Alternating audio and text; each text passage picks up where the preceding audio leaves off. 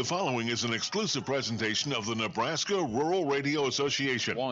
This is the Platte Valley Company's pregame show, brought to you by Platte Valley Companies, your premier provider of financial services. Live from the Logos broadcast booth, here is Zach McKinstry. Welcome into Oregon Trail Park Stadium, Game 2 between the Western Nebraska Pioneers and the Wheat City Whiskey Jacks. Welcome into the Logos broadcast booth. I'm Zach McKinstry as we get set for a good one. Pios winning Game 1 last night by a score of 10-4, a good one. Let's recap it. Pios saw their first matchup of the season against the Wheat City Whiskey Jacks. Third matchup all time between the two teams. Lineup looked a little different than normal. Dalton Frank returning from injury. His first game back. Tyler Garrity's first game back. And Jake English's first game behind the plate in a while. Kellen Rutz got to play shortstop, where he is usually over at second base. And then Carson Hull getting the start, coming off of 4 straight winning decisions. Wheat City jumped out of the gate singling on the first pitch, then reaching on an error, put 2 on, nobody out. The righty almost tiptoed his way out of it, but a 2-out, 2 RBI double started the scoring. It put the Whiskey Jacks out in front 2-0. The Pios got one back after Dalton Frank stole second and third off a walk and then came home to score on a throwing error. But Wheat City struck again off the bat of Ethan Sitzman with another 2-out RBI knock, and the game would be 3-1 through the top of the 5th. Both pitchers started to find a groove. Ole finished with 5.2 innings of work, allowing only the 2 earned runs on 10 hits while striking out 8. Jack Moffitt on the other side for Wheat City went 5 innings, allowing only 2 earned runs on 3 hits and 5 walks while striking out 7. John Ponder tied the game in the bottom of the 5th inning by laying down a bunt to bring home the tying run after a wild pitch scored Dalton Frank. And Wheat City added a run in the top of the 6th off Carson Hull to send us to the 7th in a 4-3 ball game, with the Pios being out hit 10-3. But once again, the Pios would strike late, this time off reliever Matthew Dahlquist, who gave up 5 hits and 7 earned runs, highlighted by a bases clearing double off the bat of the man returning from injury, Dalton Frank. And Western Nebraska broke it open 10-4. Derek Brown came in after some struggles in his first couple outings this year, but he went 3 innings of 1-hit scoreless baseball last night with 6 strikeouts to earn the win. The Pios advanced to 23-7 on the season and 15-1 at home, winning 15 straight since dropping the home opener. Set for Game 2 here tonight, and we got a good pitching matchup for the Pioneers. It's Brian Webb. He's got an 0-0 record in 5 starts, a 4.86 ERA, and in 20.1 innings of work, has 23 strikeouts to 7 walks. The Webb, the lefty out of Grand Canyon University, will go up against Sam Marhefke, the pitcher for Wheat City. He's got a 1-2 record, a 6.26 ERA, 3 starts, but 8 total outings this year, 23 innings of work, 22 strikeouts, and 10 walks. As the Pios look to stay hot, we're going to take a quick break here on the Platte Valley Company's pregame show. When we come back, the Scottsbluff Screen Printing pregame interview. See Shane and his crew at Scottsbluff Screen Printing for all of your winter, summer, fall, or spring sports needs. Talking with Antonio Garcia about the first half and what to expect tonight. All that and more coming up next on the Platte Valley Company's pregame show. At Wells Fargo Advisors, we've built our firm around a deep respect for planning. Our commitment to helping you plan effectively, invest wisely, and map a realistic course to your future is nowhere more evident than our Envision planning process. Put the process to work for you. We'll be with you every step of the way. For more information, call Ryan Windhorst, Senior Vice President of Investments, today at 632-7561. That's 632-7561. Be the envy of the neighborhood with the new Green Mountain Grill from High Plains Spas and Recreation. In addition to Green Mountain Grills, High Plains Spas and Recreation also has the pellets, cooking spices, rib racks, smoking shelves, covers, and other accessories, as well as replacement parts. If they don't have what you need, they can get it. Yep, get a Green Mountain Grill and be that neighbor that's always admired for the wonderful, yummy barbecue smells. High Plains Spas and Recreation, open 9 to 5, Monday through Friday, 1725 East Overland in Scottsbluff. At Monument Physical Therapy, their purpose is to find the root of your problem, not to chase your symptoms. Disc and nerve pain, sports and work injuries, musculoskeletal disorders, and dizziness or balance issues are all very common, but you don't need to live with them. Monument Physical Therapy uses the most current, evidence-based, and board-certified orthopedic standards of care. Don't let months go by before getting to the source of your pain. Call them today at 308-633-5361 or visit them on Facebook. KNEB 960 AM and now on 100.3 FM. Time for the Scottsbluff Screen Printing pregame interview here with head coach Antonio Garcia, coming off a 10-4 win and another late rally in that one, 7 runs in the bottom of the 7th inning. What's the thought process for the team when they fall behind and score a large chunk of runs? We've seen that really all year in the later half of the games. Yeah, our guys just don't get worried when we're down or up or regardless. They just always come to play, and we know no matter what the scores, we're always in the game still, no matter what inning or point in the game it is. So, yeah, we had a big 7th. I could have had a big 8th, could have had a big 9th, but yesterday definitely got it done in the 7th. Today, the last day of the first half. What's the best thing that you've been most excited about seeing this team for the first half? Just seeing these guys come together and really bond as a team is awesome for me as the coach. I'm really proud of these guys for how they've performed, obviously, on the field. But seeing them be so close and make such good friendships off the field has been awesome to see. Yeah, and getting the opportunity, you get to coach the All-Star game in Casper this year. How's it feel to get that on? Yeah, it's awesome, man. I'm really excited. This league has a lot of good players and good athletes, so I'm excited for the best of the best to get together and hopefully win one for the Clark. Yeah, expecting to take some Pios with you? Yeah, I hope so, for sure. I think voting's today for coaches, something like that, yeah? Well, Brian Webb on the mound tonight is trying to win the series against Wheat City. Expecting good things from him tonight? Absolutely. I mean, Brian's done great for us all summer. I'm really excited to get him on the mound and have him pound the zone and hopefully get us another win. All right, good luck tonight, Coach. Thanks, Zach.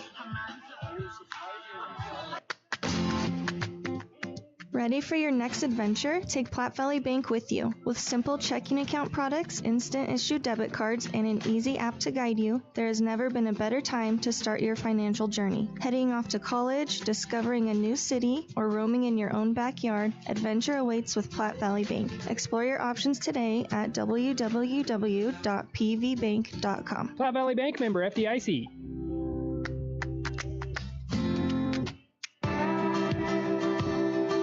Wonderful warmer weather, sunshine, and blue skies bring new life, growth, and so much beauty along with it. Get out and make new memories this summer. Enjoy the great outdoor activities available to us right outside our back door, including walking, biking, hiking, running, fishing, camping, and more. Take time this summer to enjoy all the good life has to offer in the Panhandle of Nebraska. And remember to wear sunscreen. This message is brought to you by Prime Metal Products. Katie, remember the day you made me the happiest man alive? I asked if you wanted to live to the fullest, to wake up every morning savoring potato olays, fluffy scrambled eggs, and breakfast burritos from Taco John's, and you said, "Get your hands off my burrito." Oh, Katie, I love when you whisper sweet nothings. Wake up and go with bigger, bolder, better breakfast, only at Taco John's. Drive-thru open at 6 a.m., dining room open at 8. Taco John's, with locations in Scottsbluff, Gearing, and Bridgeport. KNEB 960 AM and now on 100.3 FM. Welcome back to the Platte Valley Company's pregame show in the Logos broadcast booth. Logos is your home for all your screen printing and embroidery needs. Shop the showroom or have something custom made at Logos, 1344 10th Street in Gearing. Zach McKinstry here, ready to bring you Game 2 between the Western Nebraska Pioneers and Wheat City Whiskey Jacks here at Oregon Trail Park Stadium. Lineups are being announced for this final game of the first half, a first half that the Pios have already clinched. They're at 23-7 right now, looking to win 24 of the 31 games they'll play in this first half. Spearfish behind them back 2.5 games at 20-9. Fremont behind them at 19-11. Sioux Falls at 14-16. Here at 9-19, and Hastings at 8-21. In the Lewis division, Soares Valley clinched for the first half in that Lewis division, 21-9 right now, and ahead in their matchup. Badlands behind them at 16-13. Mining City even at 15-15. This Wheat City team at 13-16. Canyon County at 10-19, and Casper rounds out the Lewis division at 8:21. So lineups have been announced, and we'll wrap up here the Platte Valley Company's pregame show. Time for the national anthem, and then first pitch here at Oregon Trail Park Stadium.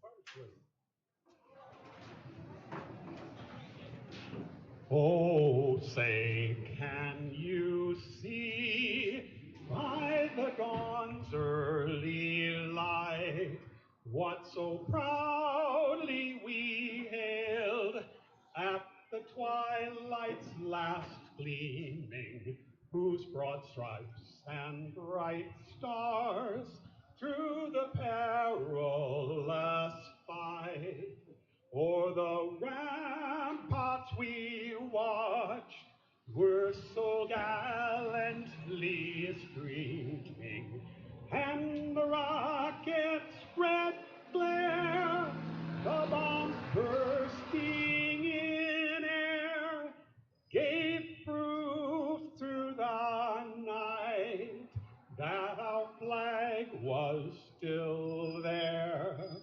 Oh, say, does that star-spangled banner yet wave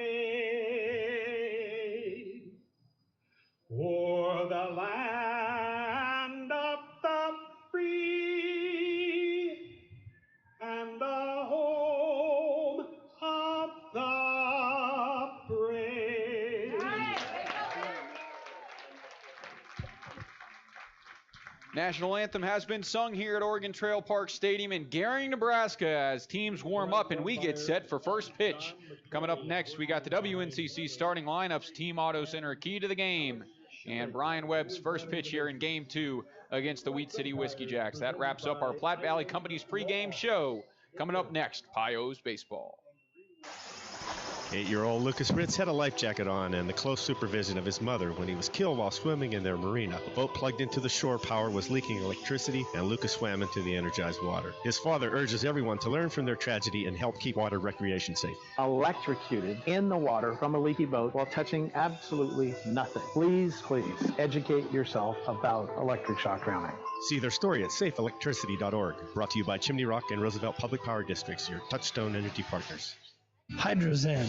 Unplug and recharge. What is Hydrozen? It's total body relaxation. It's total body recharge. It's floating weightless on water. Floating your aches, pains, stresses, and worries away. Hydrozen is a revolutionary new therapy using Epsom salt saturated water as a way to relax and rejuvenate your body. And it's now available in Scottsbluff. It is for most ages and has many benefits to the mind and body. Visit hydrozenfloat.com or call us at 308-63-FLOAT. Dooley Oil has been providing great service since 1968. Located at 2475 10th Street in Gering. They are your distributor for premium Shell lubricants and also carry most all other major brands. Dooley Oil is the only master distributor of Howell's Fuel Additive in Wyoming, Nebraska, and Colorado. Dooley Oil is your extreme diesel fuel provider for the 3-state region. Remember, delivery is available, so for all of your ag and commercial lubricant and fuel needs, trust the folks at Dooley Oil. Thank you for your patronage. Dooley Oil, committed to you. KNEB 960 AM, and now on 100.3 FM. Thanks for joining us tonight on a lovely evening here in Gering, Nebraska. As Brian Webb on the mound and the Pioneers ready to get this one underway. Ethan Sitzman will bat first for the Whiskey Jacks as the first pitch home, swung on and shot out into left field. Left fielder can't get a good read on it, and it's over his head and against the wall. It'll be extra bases, and we are underway with a quick start. Ethan Sitzman once again swinging at the first pitch he sees, and a leadoff double gets this one going. Oh boy.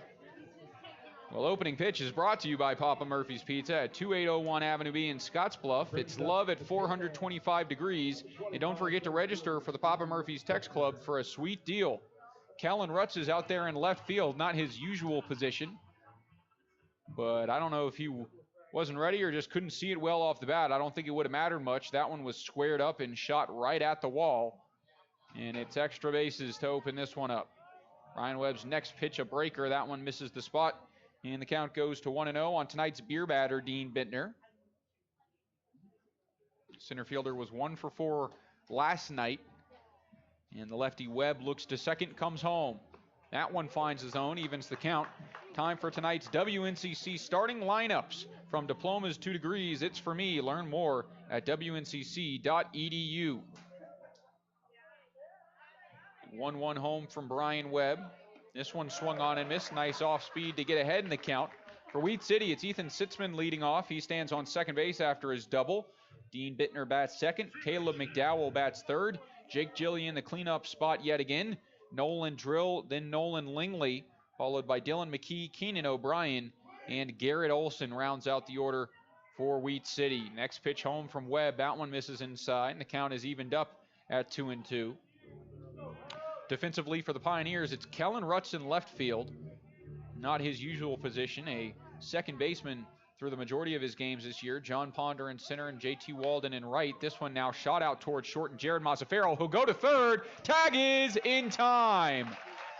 Bad base running by Ethan Sitzman, who took off for third base on the ground ball to the left side, and a heads-up play by Jared Mazzaferro to gun down the lead runner and send him back to the dugout. The fielder's choice produces out number one. A quick start to this one. Is a lot of action out of the gate. Pick off to first base, Bittner back in. So it's Rutz, Ponder, and Walden left to right.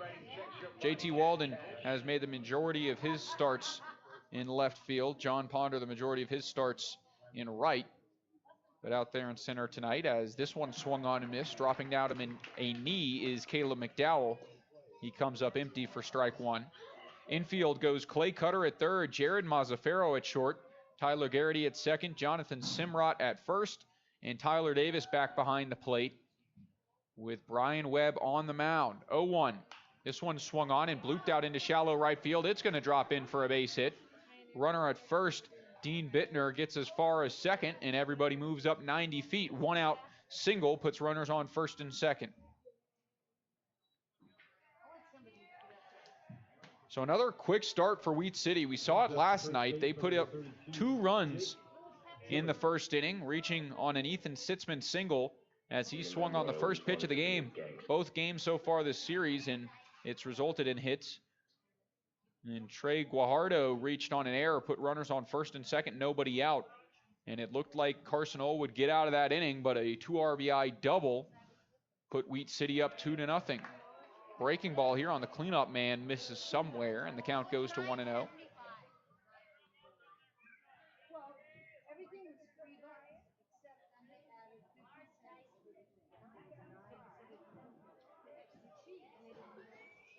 Lefty Brian Webb looks to second base and comes home. This breaker finds the zone, though, and the count now evened up.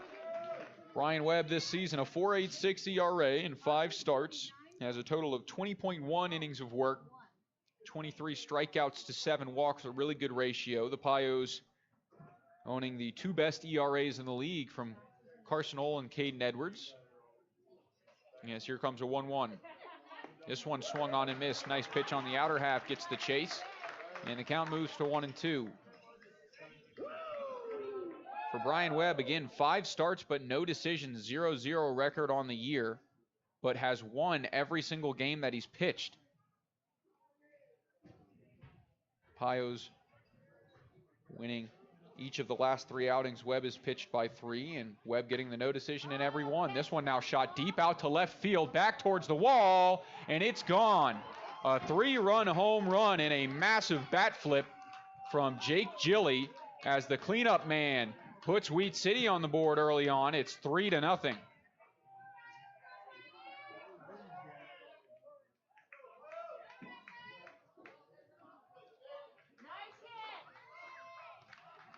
So once again, Wheat City starting the scoring as it's Jake Gilly's turn. He was 1 for 4 yesterday, but starting out quickly here today as it is a 3-0 ball game.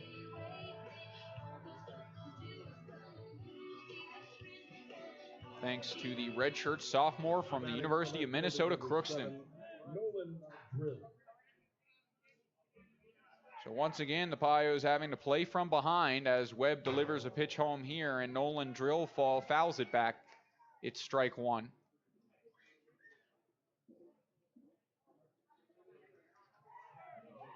And that one, a long home run, good pop off the bat from Gilly. On a count he was behind in, had 2 strikes, but that was not a defensive swing. He got all of that one, sending it out to left, and Kellen Rutz watched it sail over the fence to give Wheat City the 3-0 lead. It's a 1-1 count now to Nolan Drill, as the right-handed hitter awaits the next from Webb. That one will miss the zone, and Drill will be ahead in the count now, 2-1. Nolan Drill from Upper Iowa University. Freshman there, where he appeared in 10 games in his true freshman campaign. That one finds the zone, and the count once again evens, this time at 2-2. He had 4 hits and 20 at-bats, including a triple, driving in 4 runs and scoring once with the Peacocks of Upper Iowa.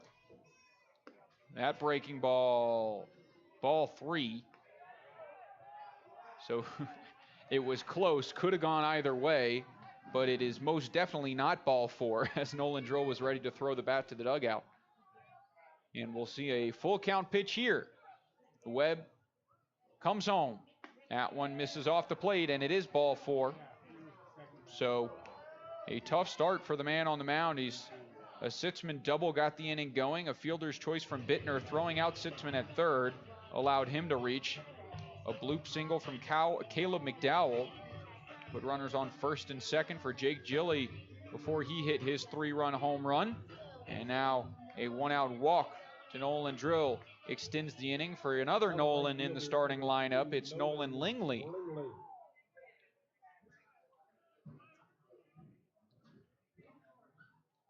First pitch to him finds the zone. It's strike 1. Lingley, not playing last night, has a .233 average through 11 games played this year. Right fielder from Pepperdine. Sees the next and swings at it. Pops it high out to the right side. It gets out of play and will be strike 2.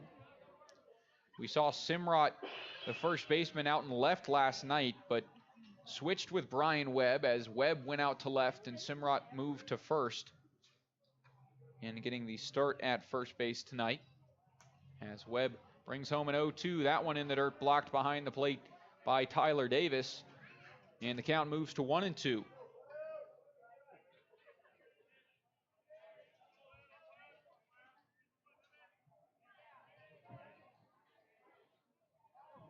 Webb comes home again. This breaker is now shot out into center field. John Ponder, a late break on it, and he's going to watch it drop in front of him and now scrambles away from him, but it will be no harm. Another bloop single, this time out to center field.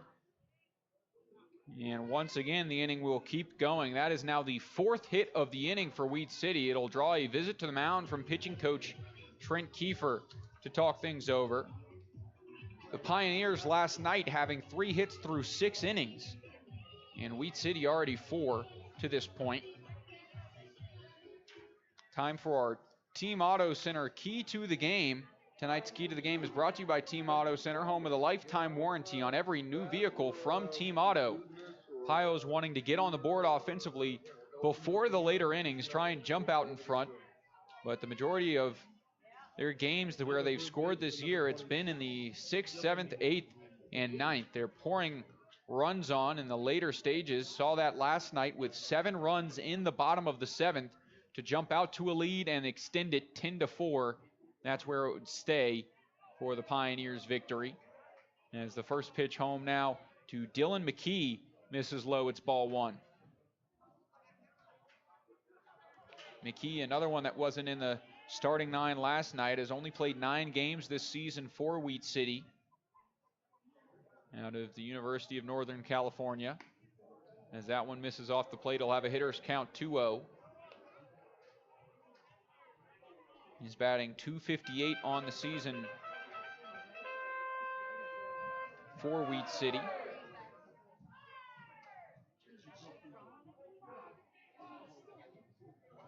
As here comes the 2-0. Swung on, shot out towards left, and it'll find outfield grass. They're going to hold the runner up at third. Kellen Rutz runs the ball into the infield.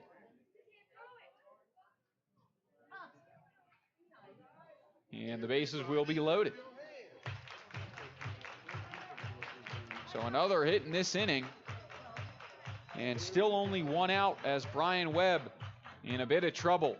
Down 3 already. 5 hits for Wheat City here in the top of the first. And it's Keenan O'Brien's turn at the plate. .250 in 12 games for him this year. Catcher from Broomfield, Colorado, playing at Corbin University, trying to break this one open early. First pitch from Webb, swung on, fouled away out to the right side, and it's strike one.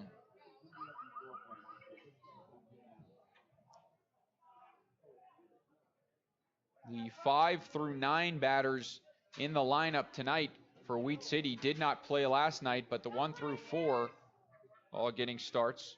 As here comes an 0-1 breaker. That one drops into the zone, and the count moves to 0-2. O'Brien, a junior college transfer, spent 2 years at Dawson Community College before transferring to Corbin. And is a great defensive catcher. 0-2. Fastball off the plate misses, and the count goes to 1-2.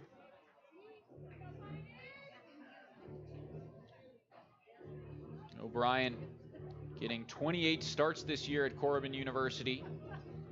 A .211 average in 90 at-bats. As he watches this one miss, and the count evens up at 2-2.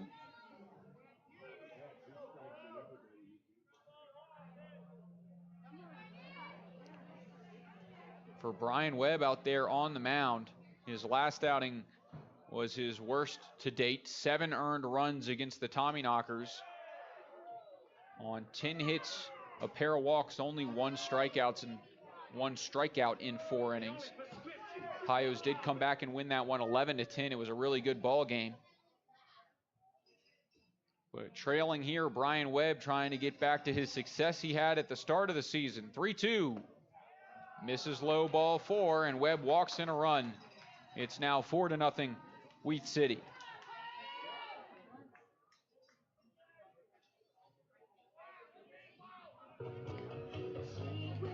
Coming in to score is Nolan Drill. Nolan Lingley up to third. McKee up to second, and O'Brien on first now. That brings up the 9-hole hitter, Garrett Olson, second baseman, who is batting .184 through 15 games.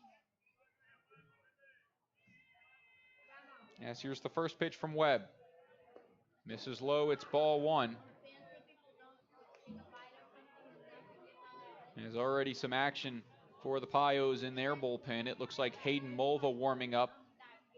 It'll bring a visit to the mound from Tyler Davis. He'll talk some things over, try and calm down the starter. He's only found 1 out so far. It was the ground out to short, in which Mazzaferro threw out the runner heading for third.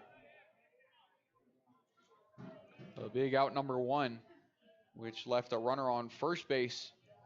Again, 2 outs away from getting out of the inning. Since then, it's been single, 3-run homer, walk, a pair of singles, and another walk. This one now dribbled out towards third. Play cutter will come home and get 1. Davis fires to first, and in and out of the glove of Jonathan Simrod. He can't make the play. The run's going to come home and score. So 1 will cross the plate. They do get 1 out at the plate, and Simrod can't reel it in at first.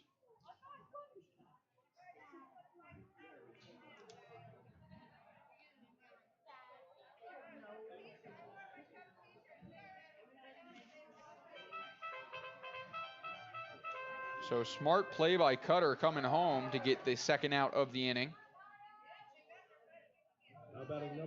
O'Brien will get all the way up to third base as McKee scores, but Lingley gunned down at the plate.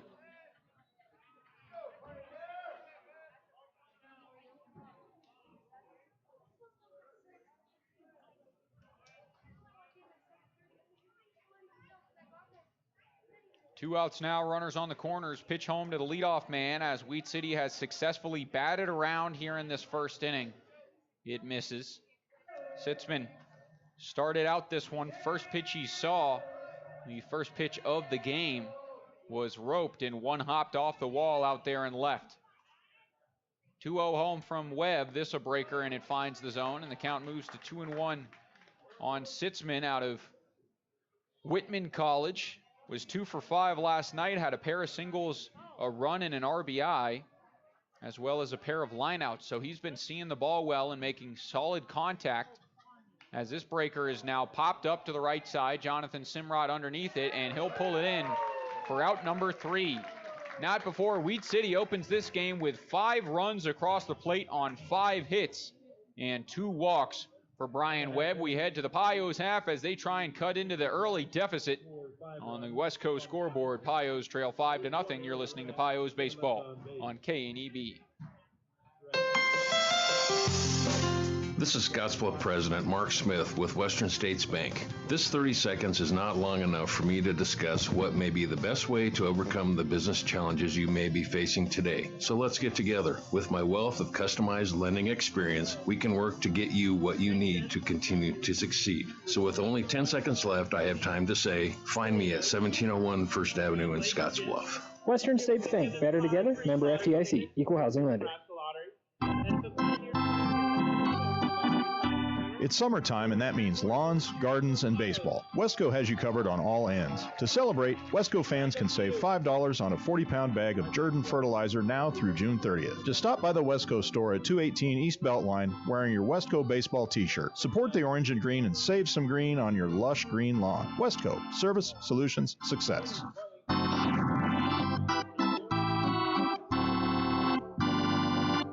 Behind every farm and ranch is a family. At J.G. Elliott Insurance Center, we treat all our clients like family. I'm Lex Larson, farm and ranch insurance producer. Together, we will work side by side to get to know you and your operation. We can provide comprehensive coverage for your farm, ranch, machinery, livestock, and so much more. The right insurance can help protect your family, your future, and keep your operation running in every season. Give me a call at 308-635-2023 or stop by our office in Scottsbluff. J.G. Elliott Insurance Center, a Platte Valley company. KNEB 960 AM and now on 100.3 FM.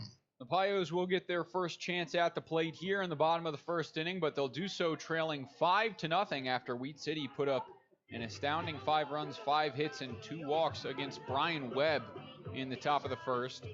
Dalton Frank will get things going and try and cut into that lead. Antonio Garcia over there at third base looking for a 24-7 wrap-up to the first half, as the Pios have already clinched the Clark division. Again, an opportunity for the Pioneers to move players into positions that they want to get some work in, not necessarily their primary spots, and allowing some players that don't usually get as much play time to play in this series, now that the Pios already have that first seat. As the next home to Dalton Frank, heavy hack comes up empty, and the count evens at 1-1. Second half of the season starting tomorrow. Game 3 against the Wheat City Whiskey Jacks, before the Pios take a 15-hour bus ride to Caldwell, Idaho to take on the Canyon County Spuds. As the 1-1, that one misses off the plate, and the count goes to 2-1 in favor of the right-handed hitting Dalton Frank. Frank last night, 1 for 3, had 3 RBIs, 3 runs, and a pair of walks. All 3 RBIs coming on the bases clearing double in that bottom of the 7th. He skies this one on the infield, a high pop-up out towards short. That one finally coming back down, and it lands in the glove of Ethan Sitzman for out number 1.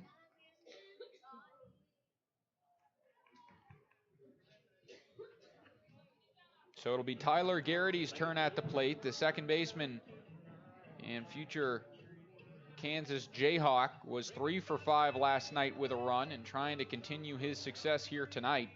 From the University of Kansas, number 6, Tyler Garrity. First pitch you'll see from Marhefke on the mound is shot out towards third and down the line into the outfield for a base hit. Garrity hard round to first. He's going to take off for second. Left fielder can't make a clean play, and he'll get in safely with what will likely be ruled a single and error or perhaps a double. We'll see. But either way, it's the first hit of the game for the Pioneers, and Tyler Garrity adds his 4th hit of the series. Now batting From Fresno State, the catcher, Tyler Davis.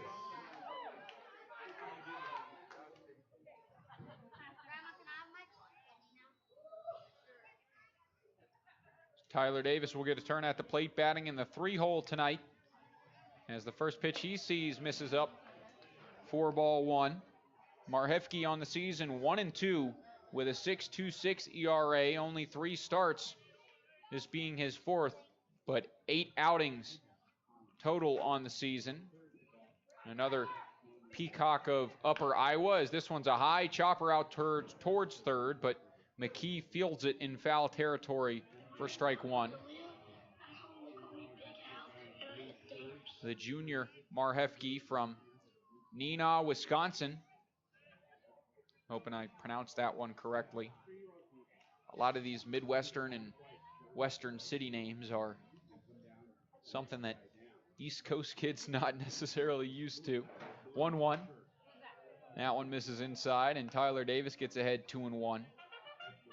But once again, if you know I'm wrong and want to call me out on it, go ahead in the YouTube chat, live on YouTube, on the Western Nebraska Pioneers YouTube page, and of course on KNEB here, 960 AM, 100.3 FM. 2-1 home from Marhefke. This one drops into the zone. Nice pitch to even the count on Davis. And 1 out, 2-2 with Tyler Garrity on second. 7.2 innings over 6 appearances, 2 starts in his junior year at Upper Iowa.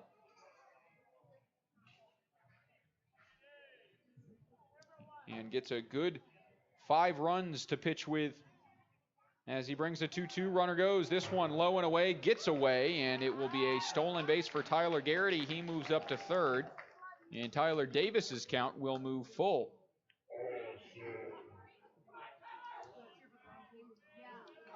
Once again, the Pios, one of the most active teams in the league on the base path. 3rd in the league in stolen bases, and 2nd best in the league in caught stealings.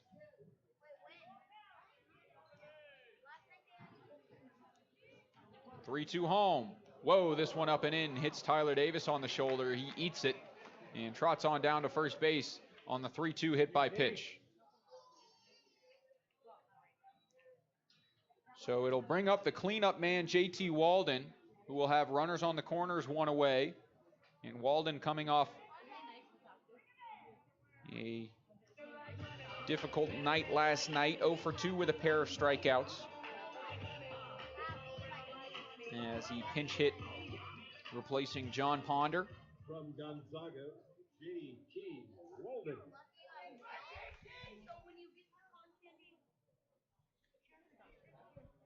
First pitch to him, that one misses inside. Tyler Davis scoots up to second, and the wild pitch will put runners in scoring position now. 2nd and 3rd, 1 out for JT Walden. Good jump by Tyler Davis as he saw that ball in the dirt and immediately took off. It didn't scoot far away from the backstop, Keenan O'Brien, but no chance at throwing out the runner. As it's a 1-0 count to Walden. The pitch home now from Marhefke. Swung on and shot foul out to the left side. Left-handed hitter pushing it down the third base line in foul territory. And it is 1-1.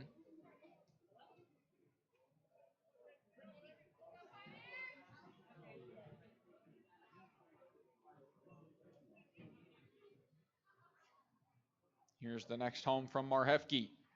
This one a check swing, but dribbled up the third base line. Throw on to first base is in time, and the run can't score.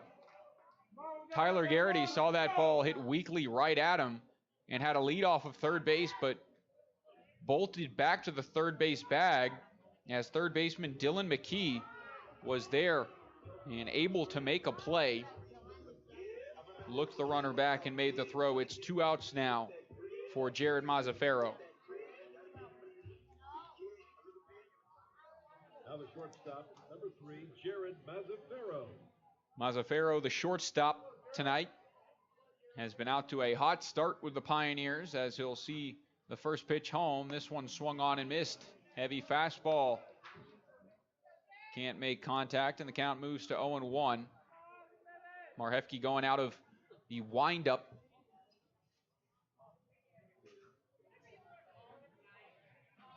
With the runners on second and third here.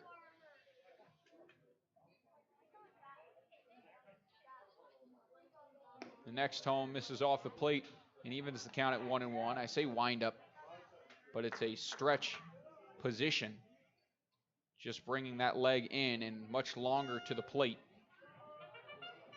Can't do that with a runner on first base because if he times it up at all, it's so long to the plate, it's an easy stolen back.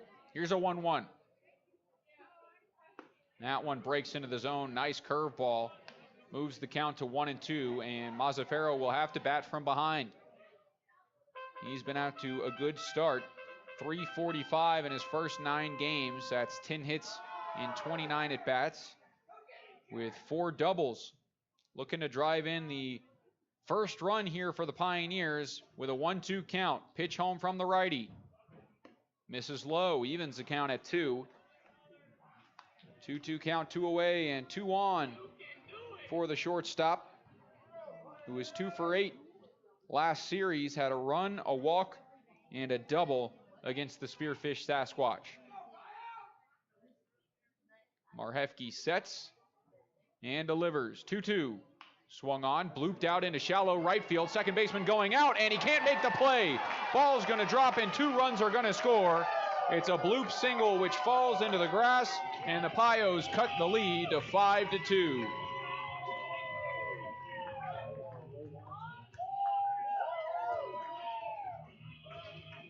Defensive swing from Jared Mazzaferro as he pushes it out there to right field. Second baseman Garrett Olson got a good beat on it and made a beeline for that ball, but watched it fall right beneath his glove to score 2 runs on the second hit for the Pios. That'll bring up Clay Cutter. 0 for 3 last night. Runner goes here. This one swung on and shot out towards short. No chance at second, and it gets away. Mazzaferro rounds the bag, and the second baseman makes a nice play. Garrett Olson tracks down the loose ball and dives back to the runner to get him out. Antonio Garcia is furious. He is screaming at the field umpire. Got to play it safe here. Already been ejected once this year. And didn't think that Mazzaferro was tagged diving back to the bag.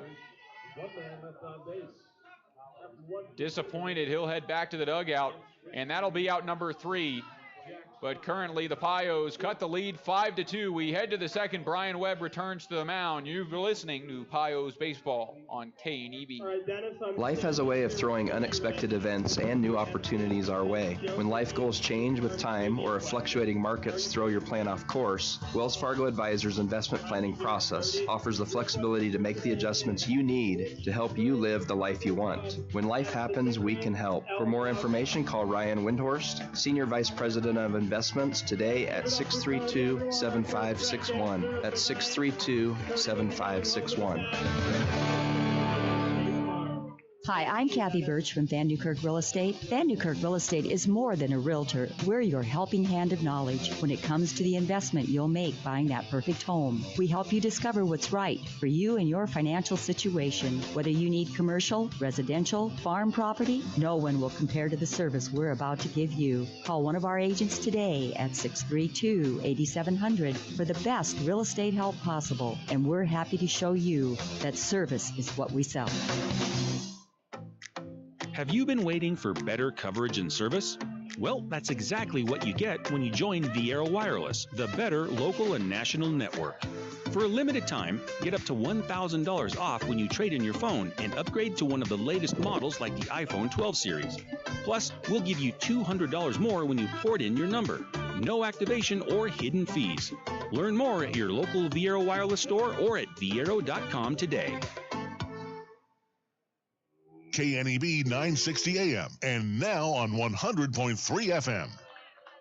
Dean Bittner will get his second at-bat in as many innings after he grounded into the fielder's choice for the first out of the first and then came around to score on the 3-run home run from Jake Gilly. 0-1 count as the second pitch home from Webb is drilled up the third base line foul, and the count quickly moves to 0-2 on the 2-hole hitter.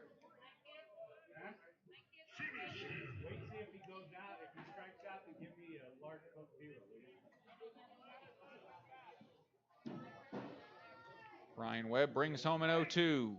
High and away, that one misses, and the count now goes to 1-2 on the right-handed hitting Bittner. Bittner out of Mesa Community College, the Thunderbirds. Batted .309 in 25 games played, as this one sails way outside and it evens the count at 2 apiece. Batted in the 9 spot last night. Was 1 for 4, had a single in the 6th, but also a pair of strikeouts and a ground out. Trying to avoid going down on strikes here. He drives this one out towards third. Cutter cuts it off, fires to first, but good hustle out of the box by Dean Bittner. He beats out the infield single, and the leadoff man will be on here in the second.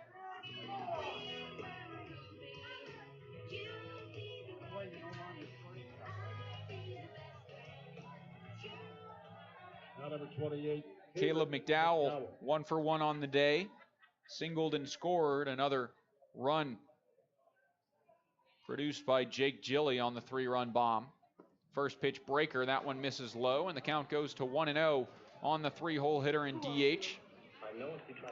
McDowell 2 for 4 last night, a run, an RBI, and a walk. And already off to a hot start in this one. Out of Grandview University.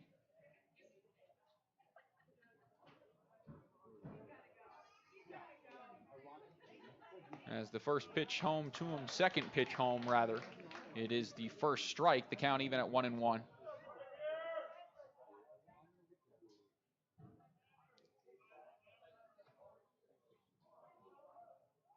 He shoots this one out into left center field. Ranging back is Rutz, sailing over his head and over the wall. It's another home run, this time a 2-run homer.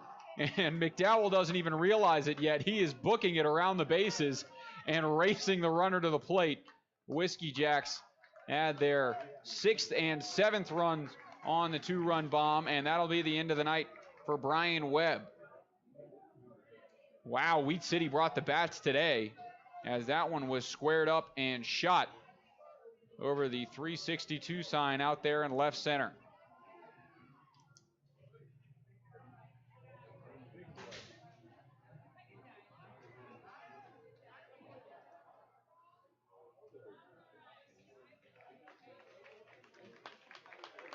Brian Webb will exit to applause. He can get picked up by his dugout. As the new arm into the game will be Hayden Mulva. He'll get set to pitch with the bases empty and nobody out here in the second, as it'll be a bullpen game for the Pioneers. As head coach Antonio Garcia hoping that Hayden Mulva will go a long way and help tide over the relief pitchers into the later stages of the game and allow his offense to try and get back into it. Webb exits 7 earned runs allowed on 7 hits and 2 walks, no strikeouts. Tough day on the mound for him. The Pioneers would like to wish a very happy birthday as Hayden Mulva will try and pick him up. Who is turning 24 today. Mulva out of southwestern Minnesota State. On the party day. He has had a pretty good season. Currently a .346 ERA in 7 games out of the pen. Really has had some great outings outside of one bad outing in the 13-5 loss against the Tommyknockers. 2 innings of work, allowing 4 earned runs on 5 hits and a walk, no strikeouts. Has 5 outings of no earned runs and 1 outing of 1 earned run, and has been a very reliable reliever for this Pios squad from Norwood Young America, Minnesota. And he'll come on to pitch here and try and minimize the damage, already down 7, and keep things scoreless to let his team get back into it. It's Jake Gilly who will get to hit here. He's 1 for 1 on the day with his 3-run home run in the first inning. And he'll hit here, nobody out, nobody on, after the 2-run homer from McDowell. Mulva winds, delivers his first pitch, misses high. It's ball 1 to Gilly.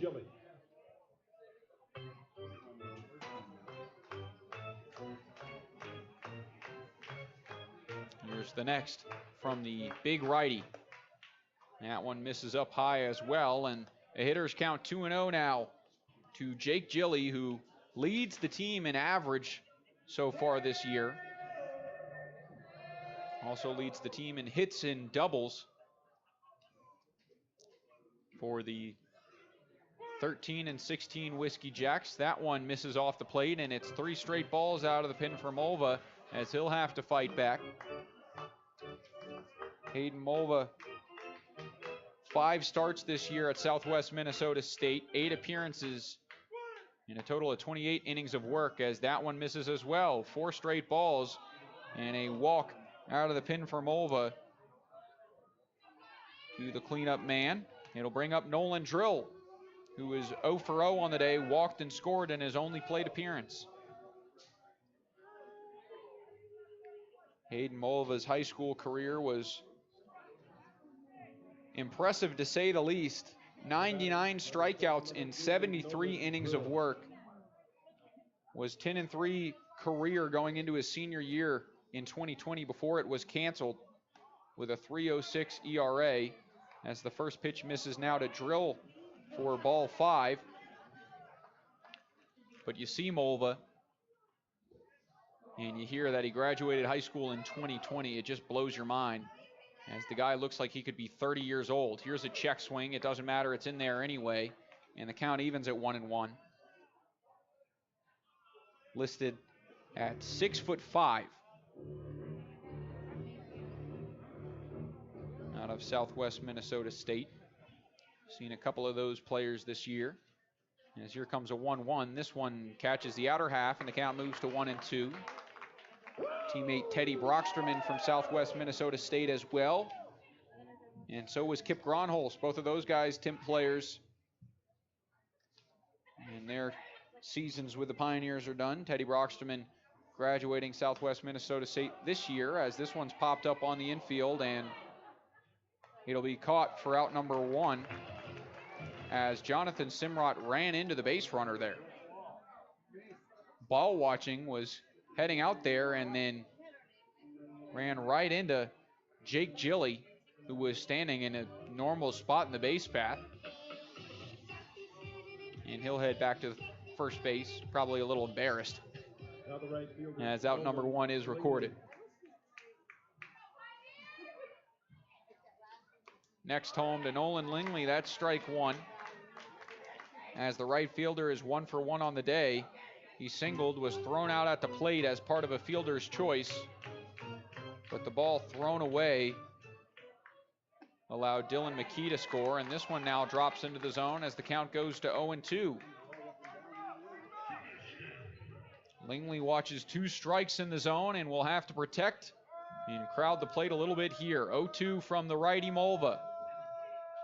Looks to first, comes set, and out of the stretch comes home. That one just missing the spot.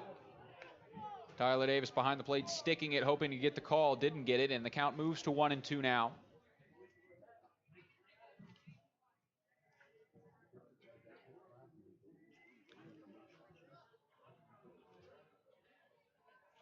Here comes another breaker. This one, he just gets a piece fouled back to the screen. And the count stays at 1-2. Lingley from Tracy, California. Graduated high school in 2020.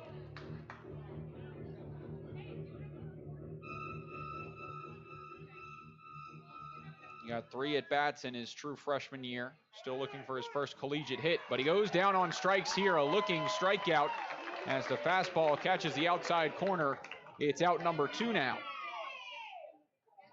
First strikeout of the game overall, which is certainly a new one. We saw 2 strikeouts from Jack Moffitt, or 3 strikeouts from Jack Moffitt in the first last night, and 2 strikeouts from Carson Ohl in the first.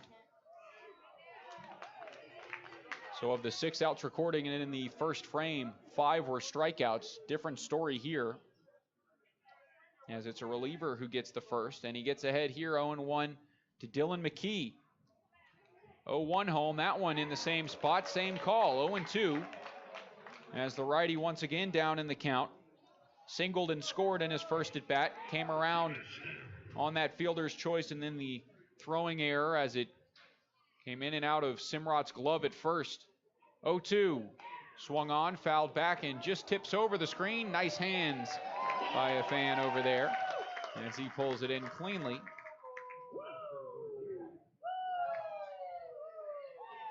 The count stays 0-2. Mulva quickly sets, quickly comes home. This one shot out towards short. Mazzaferro will flip to second easily, and it'll be out number 3. So the 2-run home run chases Brian Webb, and Caleb McDowell puts 2 more on the board for Wheat City. They lead 7-2 as we head to the bottom of the second inning. Pios come to bat, trying to chip into that 5-run deficit. You're listening to Pios Baseball on KNEB. Oh, that's the sound of someone at Papa Murphy's using fresh ingredients to make your pizza. And this is the sweet sound of your oven timer telling you that your home-baked Papa Murphy's pizza is done. Because at Papa Murphy's, we believe that Tuesday deserves something different, like your new way of telling your family pizza is ready. Okay. Every Tuesday, get any large pizza for just $10. Papa Murphy's. Change the way you pizza. Fender bender, hailstorm, couldn't stop on the ice in time? After everyone is safe, Scottsbluff Body and Paint should be the first call you make. There isn't a better shop in the area. Our highly skilled team is experienced at performing all auto body repair and paint jobs. Stop by anytime and speak to one of our technicians, and we'll do a full inspection to show you just how little our repair services will cost you. Our work is not complete until your car is safe and you're on the road again. Call today, Scottsbluff Body and Paint, 225-6408. Katie, remember the day you made me the happiest man alive? I asked if you wanted to live to the fullest, to wake up every morning savoring potato olays, fluffy scrambled eggs, and breakfast burritos from Taco John's, and you said, "Get your hands off my burrito." Oh, Katie, I love when you whisper sweet nothings. Wake up and go with bigger, bolder, better breakfast, only at Taco John's. Drive-thru open at 6 a.m., dining room open at 8. Taco John's, with locations in Scottsbluff, Gearing, and Bridgeport.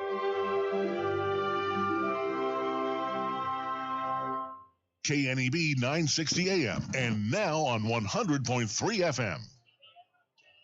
Batting now is Jonathan Simrat, as he will get things going here in this bottom of the second inning. First pitch he sees runs inside, and he has to tiptoe out of the way as the count goes to 1-0.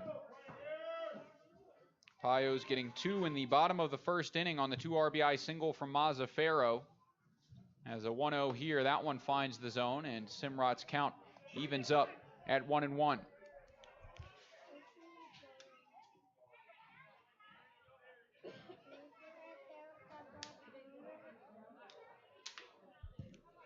Even count, the righty winds, delivers, and this one swung on and missed, chased out of the zone by Simrat, and he'll now be behind, 1-2. Jonathan Simrat, 1 for 3 last night, had a double down the first base line and a pair of strikeouts. That was the first hit for the Pioneers in that one. That one bouncing before the batter's box line and back to the backstop. It evens the count at 2-2. Once again, Smelko on foul ball duty. Talked to him after the game yesterday. He said he was competing, was upset when Dalton Frank and Brian Webb got foul balls from their on-deck circle. Here comes the 2-2 now from Marhefke. This one blooped out into right center field. Second baseman going out, backpedaling, and he pulls it in on the fly. Garrett Olson records out number 1. And we are underway here in the bottom of the second inning.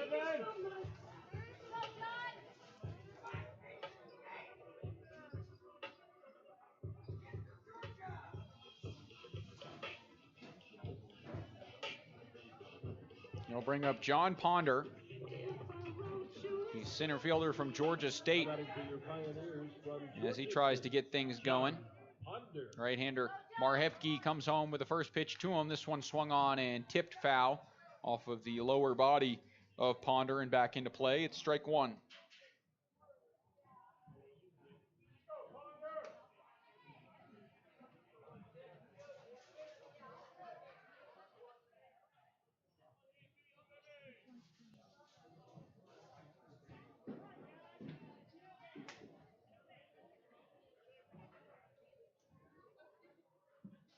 0-1 count as the righty comes home, and that one catches the outside corner.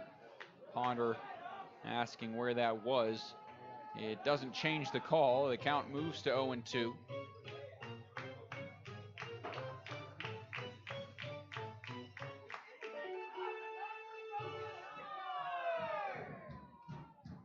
And here comes the 0-2 to Ponder. That one misses off the plate, and the count goes to 1-2. That outside fastball has been getting the call so far tonight. Ponder 0 for 2, a pair of strikeouts last night. He did lay down a bunt, which brought home the tying run, make it 3-3. Wheat City would take another lead 4-3 before that big bottom of the 7th, 7 runs for the Pioneers, which was the last of the scoring, and the Pioneers won 10-4. As that one misses, 2-2 count to John Ponder.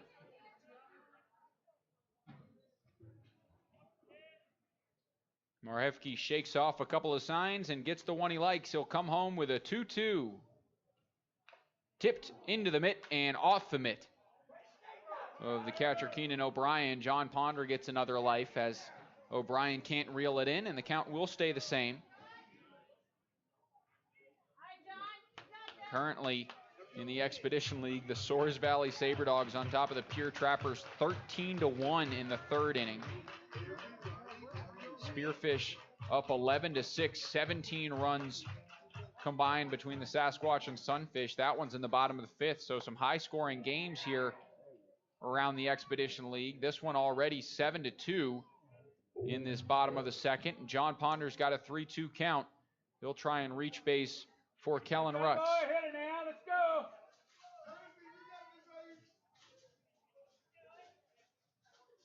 Marhefke sighs and delivers the full count pitch. That one runs in and squares Ponder in the back. Flips the bat back to the dugout and heads down to first base. It's the second hit by pitch from Marhefke.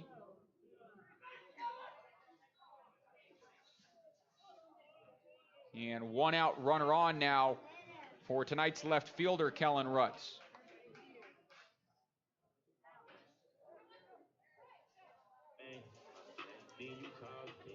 Rutz, again, usually at second base and has been a middle infielder basically all season, but starting in left tonight as Masafero will get to bat and play short. Again, the shortstop for the start of the season, Dalton Frank, has been out defensively after a little shoulder injury, returning to hit, but still working his way back into the field. As here comes an 0-0 from Marhefke. This one swung on and missed, and Rutz starts behind 0-1. Was 0 for 2 last night, had a strikeout and a walk, but has been pretty good at the plate to the start of his Pios career. 10 for 36 as the runner goes here. Throw down to second, short hop, the tag in time.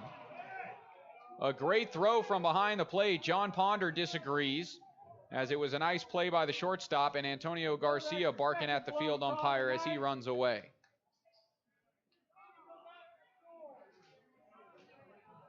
Shortstop Ethan Sitzman came out and got the short hop in front of the second base bag and had to turn around to apply the tag, but the field umpire, who was not positioned for the best view, ruled him out. 1-1 now, 2 outs to Kellen Rutz. That one swung on and missed, and it is strike 2. Catcher Keenan O'Brien thought it was strike 3.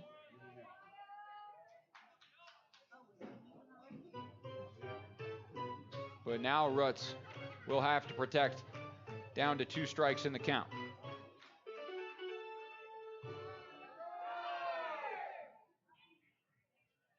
Next home, this one fouled back off the mask of O'Brien. And the left-handed hitting left fielder stays alive.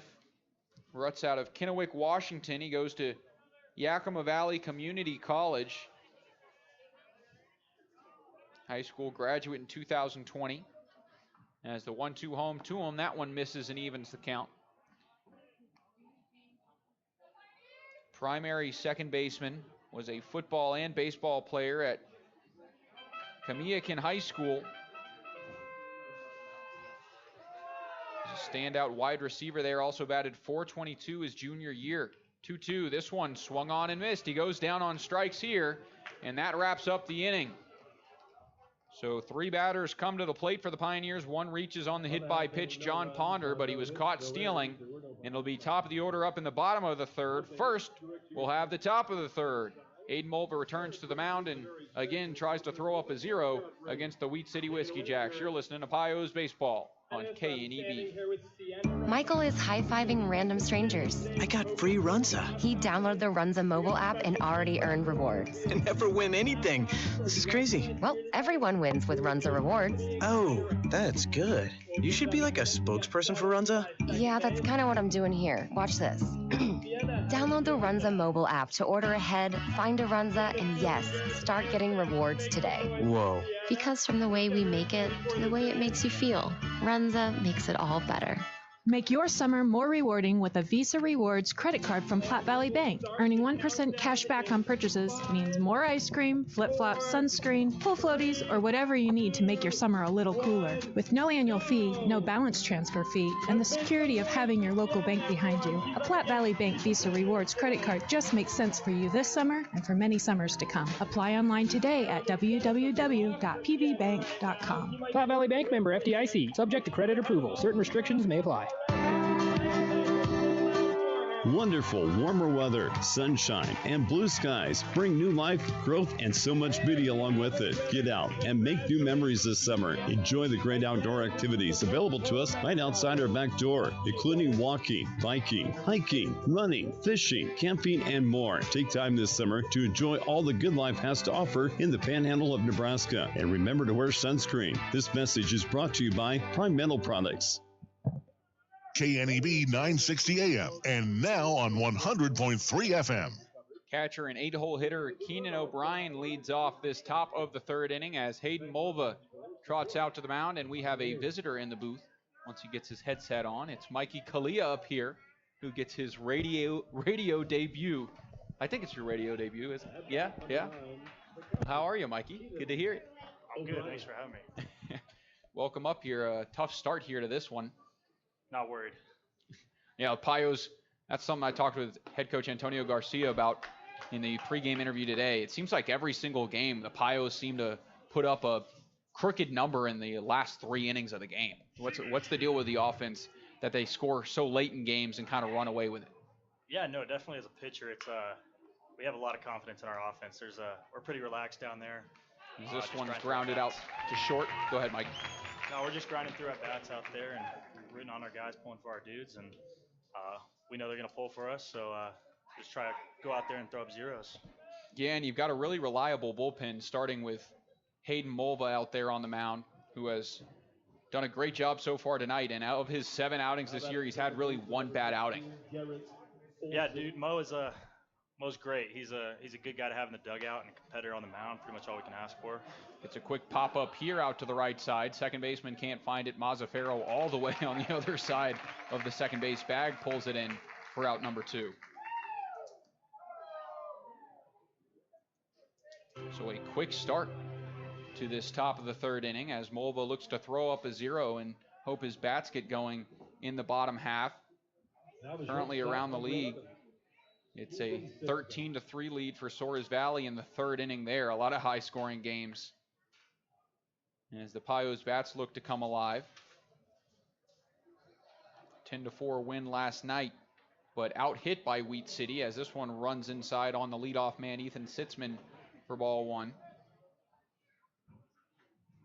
And Mulva will try again.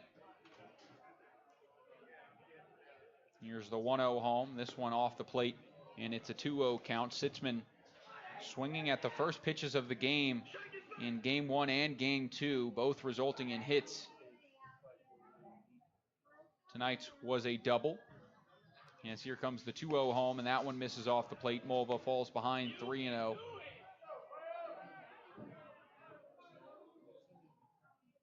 And the big righty will try again.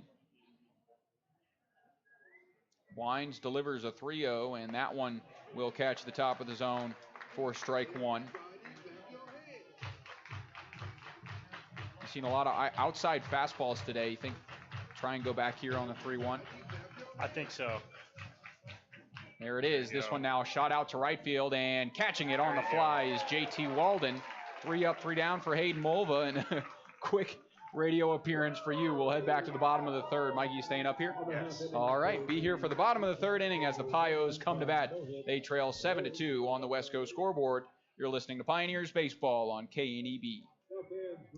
Now is the time to get all your school spirit gear, and the place to get everything you need is Logos in Gearing. School spirit is what they do at Logos. Whether you're a bulldog, a bearcat, or a tiger, they've got everything you need, from sweats to hats and, of course, t-shirts and sweatshirts. Need something for the entire team? Stop into Logos, and the guys will custom design it, print it, and have it ready for the game. There is no job too big or small for Logos. Logos in downtown Gearing. Marker Ag has been providing consistent quality with the best and guaranteed nutrition from Purina and Linder's Feeds. Our show feed brands have not only proven their quality through many local and national winners, but have also helped us to get to know you, the Valley's best and brightest.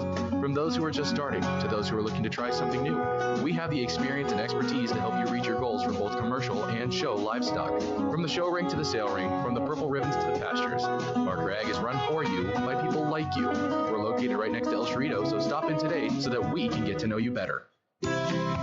At Monument Physical Therapy, their purpose is to find the root of your problem, not to chase your symptoms. Disc and nerve pain, sports and work injuries, musculoskeletal disorders, and dizziness or balance issues are all very common, but you don't need to live with them. Monument Physical Therapy uses the most current, evidence-based, and board-certified orthopedic standards of care. Don't let months go by before getting to the source of your pain. Call them today at 308-633-5361 or visit them on Facebook.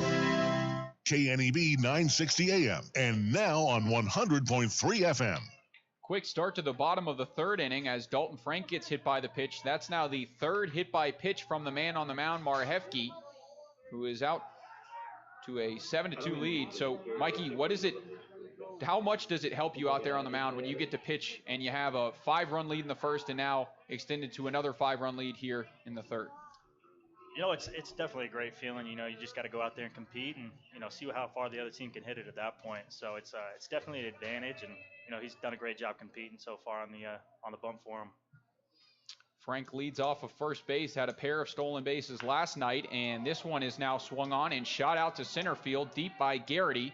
Ranging over is the center fielder, Bittner, and he'll pull it in about 10, 15 feet shy of that wall out there in left center. It's out number 1. Off the bat of Garrity. Another young player, recent high school graduate and soon to be Kansas Jayhawk. You got a lot of those recent high school graduates on the squad. What does it mean to have such a young squad that is so effective out there? It's a pretty neat thing to see, you know, just guys ranging from different ages. And as an older guy, it's fun to, you know, share some experience and just kind of show the younger guys how to go about their business. As Tyler Davis steps up to the plate, first pitch he sees, that one just misses. It's ball 1. Davis, out of Fresno State, has been swinging a good bat this year. Currently just shy of 300, 290 on the year through his 19 games played. 3 doubles and 3 home runs for him. Tied for the team lead. Yes, he awaits a 1-0 now from Marhefke. Pick off to first base, but back into first without a slide is Frank. Davis behind the plate is known for his good defensive catching. I've seen some really nice frames from him behind the plate. How is it with him calling a game behind there when you're on the mound? Tyler's great. You know, he's another young guy, but he does a great job back there, and he's back there learning like a lot of the guys in this league are. And watches this one catch the inside corner, and the count evens up at 1-1. And he has been a mainstay behind the plate, but now you got your catchers back in Jake English, got Nate Schwartz out there, and some healthy catchers. Probably see a rotation for a little bit. This one dribbled out to short, chance at 2, flip to second for 1, throw on to first, not in time. Davis hustles and beats it out to keep the inning alive. Tyler Davis has some wheels, doesn't he? Yeah, I guess so. You wouldn't think so. He does have 7 stolen bases on the year, 7 for 8. It's pretty impressive for a catcher. Yeah. Is tied for second on the team. Eric Smelko leading that category with 12. And you can tell by the way he chases down foul balls. He's been sprinting out of the dugout. I saw that BP today was optional at 4:15. Smelko pulled in at 3 o'clock. So I don't know what the thought process was there, but I guess he's not a sleep-in type guy. No, I bet half the team was still sleeping at that point. He's ready to get his hacks from both sides of the plate. Switch hitter, switch fielder as well. As we've seen him switch gloves in an inning while we were in Butte. He was in left field playing left-handed and moved in to second base playing right-handed as that one catches the zone, and the count evens at 1-1 on JT Walden. I do have to say, was talking to JT in the dugout right before I came up here. Told me to tell his family hello. Well, hopefully he gives him a little present here. On a 1-1 pitch, Marhefke delivers. That one misses up high, and he'll be ahead in the count, 2-1. Out of Gonzaga University, a total of 6 Gonzaga Bulldogs between these two teams. I think you're the only one in the league from West Texas A&M, so you can cherish that one. 2-1 home. This one swung on and missed. Heavy hack from Walden, but he chases in the dirt, and the count evens up. 2-2, 2 outs, and the runner on first, Tyler Davis, in this 7-2 ball game. Man on the mound, Marhefke out of Upper Iowa University. Comes set, and now comes home with this 2-2. That one in the dirt, blocked behind the plate. Nice block by O'Brien, keeps the runner at bay.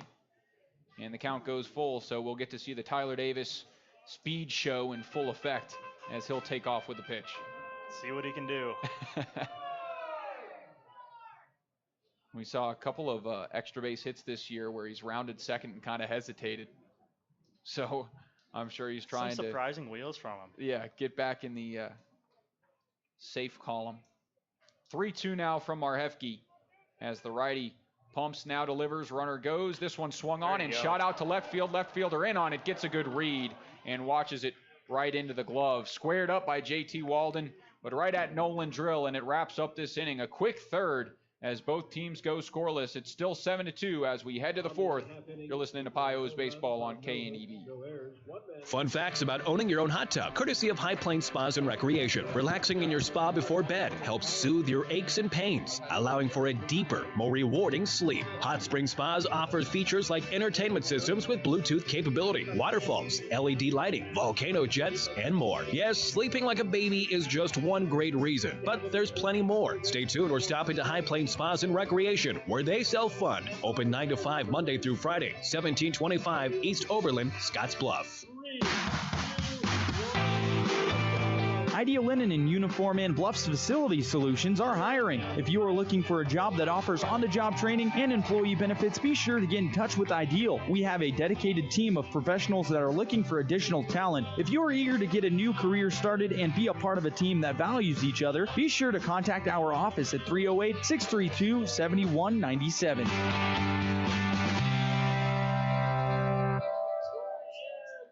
Behind every farm and ranch is a family. At J.G. Elliott Insurance Center, we treat all our clients like family. I'm Lex Larson, farm and ranch insurance producer. Together, we will work side by side to get to know you and your operation. We can provide comprehensive coverage for your farm, ranch, machinery, livestock, and so much more. The right insurance can help protect your family, your future, and keep your operation running in every season. Give me a call at 308-635-2023 or stop by our office in Scottsbluff. J.G. Elliott Insurance Center, a Platte Valley company. KNEB 960 AM and now on 100.3 FM.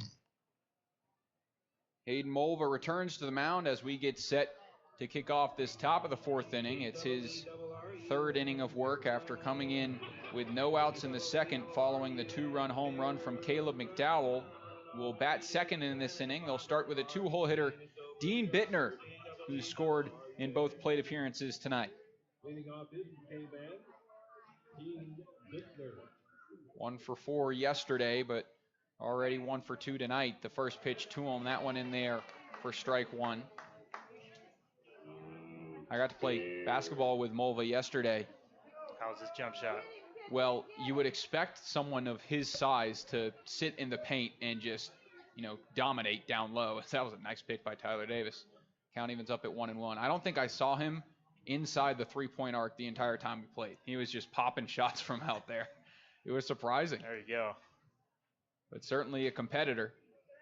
And as you see it out here on the baseball field, that one misses off the plate, and he falls behind 2-1. Smelko losing the competition from the on-deck batter, and I'm sure he's embarrassed. He's really got to win that battle there. I know.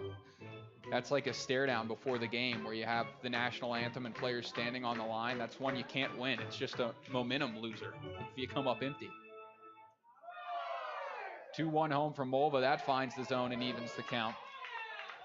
But Smelko's got to recoup out there in the dugout and come back out stronger than ever. Yeah. 2-2 home from Mulva. Swung on and missed. Chased a good slider outside, and it is out number 1 through the strikeout. Second of the day for Hayden Mulva.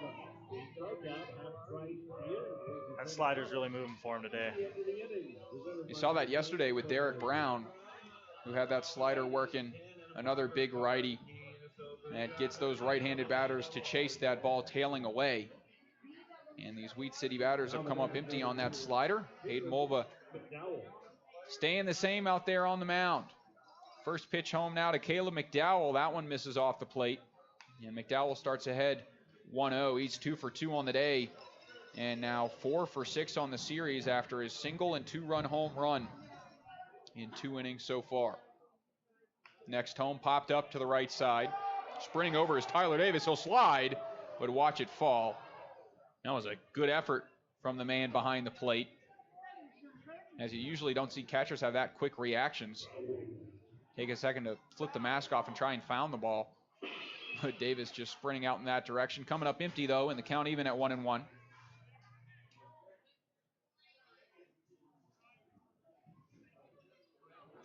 So Mulva will try again. Nods the head and comes home. This one shot back up the middle and in and out of the glove of Mulva. He'll recover, fire on to first slowly, but it is in time. Gets to the glove of Simrot and records out number 2. There's that athleticism you were talking about. Yeah, dangerous at the last second there. Kind of tossing it over to Simrot. And the runner almost beating it out, but it is in time. And Mulva recovers. That's now, 8 straight batters retired for Hayden Mulva, as he'll try and keep the line moving against Jake Gilly, who has the 3-run home run in the first and then walk in his next plate appearance. First pitch home here misses off the plate 1-0. How would you think this name is pronounced? Spelled H-J-E-L-L-E. I had to look it up, and it's Gilly. Gilly. I mean, I guess that makes sense. We're going to have to go ask him sooner or later. I know. Couldn't find anything on University of Minnesota Crookston's site, as the count evens up at 1-1. Here comes another from Mulva. This is a slider. It catches the outer half, and the count moves to 1-2. Cleanup man and first baseman down in the count now will have to protect. The Whiskey Jack with the highest average on the team sees a 1-2. That a slider that stays in the dirt, moves a little too far outside, and the count evens up at 2 apiece. Everybody clap your hands.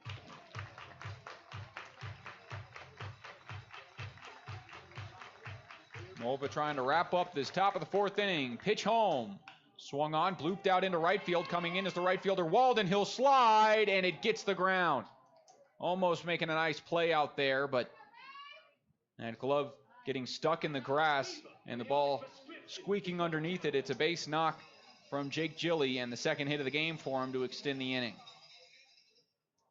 So we've seen a lot of that this series, Mikey, with not necessarily well-struck balls, but weak contact hits from the Whiskey Jacks. And when you're out there on the mound and you getting weak contact but still resulting on runners reaching base, how do you regather yourself out there? Just knowing that I won.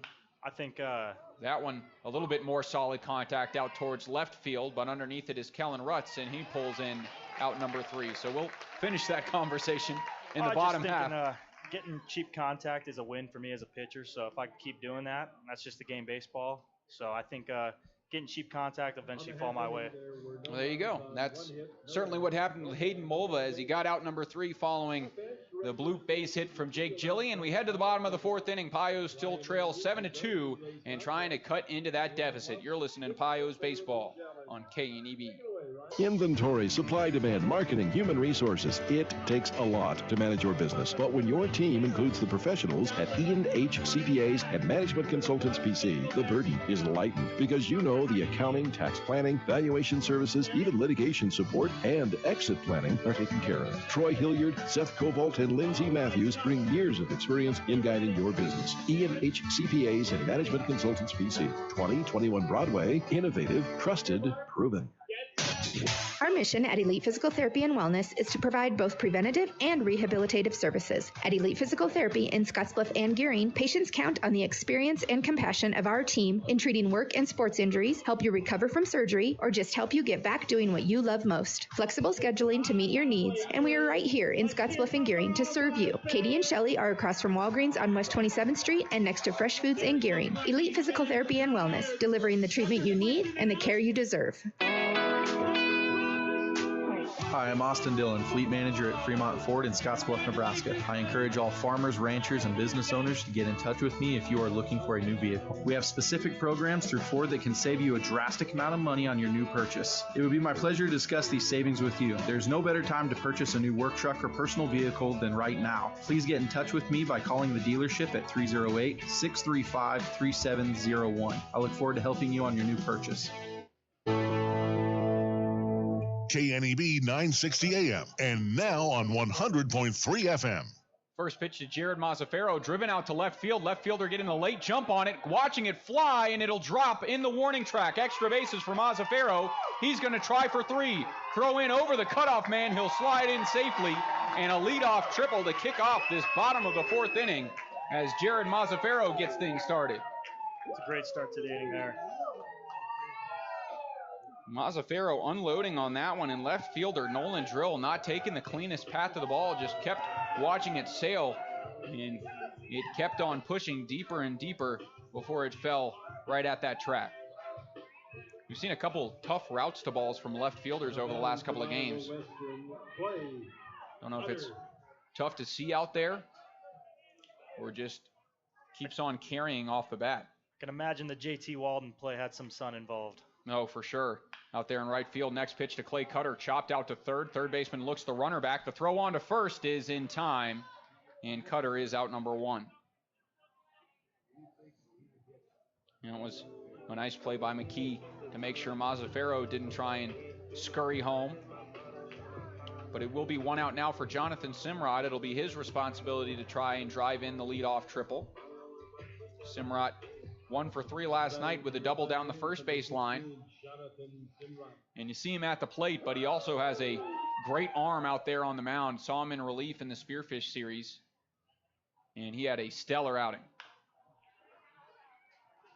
I believe it was 5.1 innings for Simrod out of relief, allowing 2 hits, 1 run unearned, no walks, and 4 Ks for him. So I wouldn't be surprised to see him out of the bullpen more and more this year. 0-1 home from the righty. That one misses off the plate, and the count evens up at 1 apiece. But have you gotten to watch Simrod? What do you like from him? Again, he's just another young guy that's going out there, and he's just playing baseball. I think that's my favorite thing about him. He just goes out there with a smile on his face. That's all you can ask for. Sees a 1-1 here and shoots it out into left field and deep. Long way to run for the left fielder, back towards the wall, and he catches it while running into the wall. Just shy of a 2-run home run, but it will drive in 1 on a sacrifice fly, and Simrod heads back to the dugout as he cuts the lead to 7-3.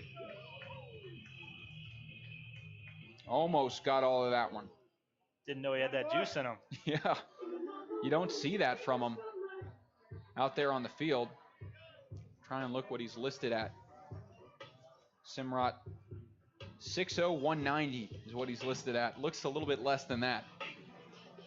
The recent high school senior. Now from Georgia State, your center fielder, as he picks up the RBI, and John Ponder steps in with 2 out, nobody on. And Smelko will chase down the foul ball. Getting some fan support out here too, huh? Oh yeah, good attendance here for a Wednesday afternoon here in Gary, Nebraska. Again, the Pioneers leading the league in attendance since opening season 2018. That one misses off the plate. Scoreboard says 3-1. Yeah, I didn't think it was 3-1. Would have sped through the account, blown right by me. Instead, it's 2-0. Hitters count for Ponder, who's trying to get back to success at the plate. Struggled as of late as the 2-0 to him. That one misses up and in, and he'll have a 3-0 count now. So I'm sure pitchers go through it with slumps as well. How do you try and dig yourself out of it and get back in a groove out there? I think the biggest thing is staying in a routine. You don't want to change too much, and you don't want to change too little. So you just kind of stay in your routine. And swinging at a 3-0 pitch, chopped out towards third, throw on to first, beats him by about a step. And that is out number 3. Ponder will ground out and head back to the dugout. Pios get 1 run back, but they still trail by 4. It's 7-3 on the West Coast scoreboard as we head to the top of the 5th inning. Hayden Mulva trots back out there, and we'll see him pitch after these quick messages. Is it time for a positive change? Ally Property Management and Real Estate is your ally in finding that perfect house or apartment to make a positive change in your life. Ally Property Management manages several rental properties in the Valley and may just have the perfect rental for you. With online tenant portals, renting has never been so easy. Ally Property Management and Real Estate is proud to be in downtown Gary and is ready to be your ally in all your real estate needs.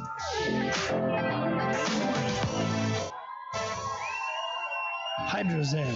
Unplug and recharge. What is Hydrozen? It's total body relaxation. It's total body recharge. It's floating weightless on water. Floating your aches, pains, stresses, and worries away. Hydrozen is a revolutionary new therapy using Epsom salt saturated water as a way to relax and rejuvenate your body. And it's now available in Scottsbluff. It is for most ages and has many benefits to the mind and body. Visit hydrozenfloat.com or call us at 308-63-FLOAT. I have some great news for homeowners. Today's mortgage rates are near historic lows, and now is an ideal time to refinance your home at a lower rate. Refinancing gives you options to improve your home, consolidate debt, or lower your monthly payments. We don't know how long these low rates will last or when they will be this low again, so call Jennifer today at 308-220-0503 for a free refinance consultation. Castle & Cook Mortgage, LLC, NMLS ID 1251. Jennifer Brianne Urdialis, loan originator, NMLS ID 1059626. This is not a commitment to make a loan. Not all who apply will qualify. Equal housing lender. KNEB 960 AM and now on 100.3 FM. Back now for the top of the 5th inning. Hayden Mulva's first pitch home to Nolan Lingley's in there for strike 1. Nice pitch to get ahead of the right fielder, who is 1 for 2 today. He singled in his first at bat, was thrown out on the fielder's choice at the plate from Clay Cutter, and struck out in his second AB. He dribbles this one foul and quickly starts behind 0-2. Mulva doing a good job of getting that first pitch strike. And how much does that help you on the mound when you can get ahead in counts? Oh, it's tremendous. You're 2 steps ahead of them if you get the first strike. And that one misses off the plate for ball 1. Still ahead in the count against the right-handed hitter. What do you think he goes with here? I'm thinking the slider on the outer half. We'll see what Tyler calls. Pitch home from the righty. That one looked like a slider, but didn't break, stayed inside, and got him on the hip. The hit by pitch moves Lingley over to first base, and the leadoff man on here in the 5th.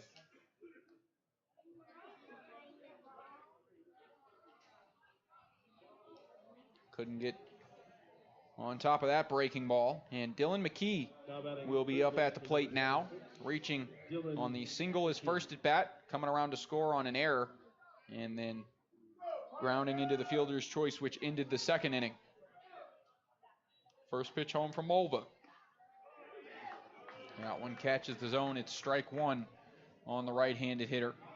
Currently, Wheat City 8 hits to the Pioneers 3. Similar situation to last night. The Pioneers 3 runs on 3 hits through the first 6 innings before exploding in that 7th. as this one's hacked on and missed. And Mulva once again ahead in the count 0-2.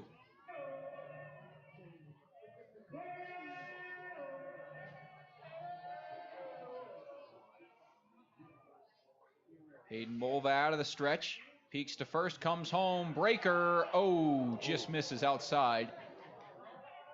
It's a pretty good pitch there. Even if it is off the plate, that's one that you usually see batters chase. But certainly you think the man on the mound wants the call. So it's 1-2 now, still nobody out. Mulva comes home this time, and it's weakly hit up the middle, chance at 2. Mazzaferro can't field it cleanly and can't get to the bag either. A tough hop for Mazzaferro. As you could tell, he was thinking about touching the bag and throwing before he got that ball. And it bounced up on him for the error. It allows both runners to reach safely, and still nobody out here in this 5th.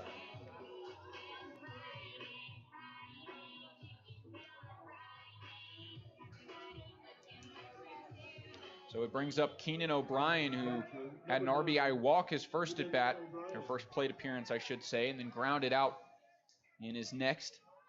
And that was the first out of the 3rd inning. He'll get to hit here, first pitch home in there for strike 1.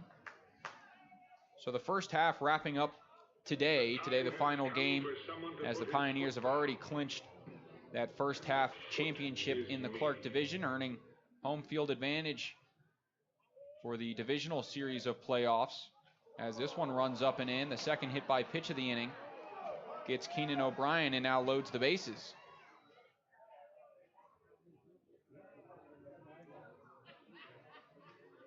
A jam for Mulva, as he'll have to work out of it. He has the 9-1-2 in the order with the bases loaded here in this 5th, as the Pios already trail by 4. Mulva taking his time out there, trying to compose himself. And corners will be in for the Pioneers, trying to get that runner at the plate. Mulva back out of the windup, comes home. First pitch in the dirt, misses low and away, ball 1. But again, the Pios clinching the first half. What was the thing you were most excited about with this team in the first half? I just think we had a lot of young guys. We're seeing college competition for the first time. It's a pretty good pitch there. I just think it was a lot of fun seeing those guys go out there having fun, especially the guys that got here early, and as early as May, I think, right? Yeah, and so, and especially for Coach Antonio Garcia, he's a fiery, passionate coach, so. This one now skied out into center field. Long way to go for Ponder as he runs back. Runner's going to tag. The throw will go to third, on a line, but up the line. And both runners will tag now. Runners from first and second move to second and third. And the sac fly brings the 8th run across the plate, as Wheat City now leads 8-3.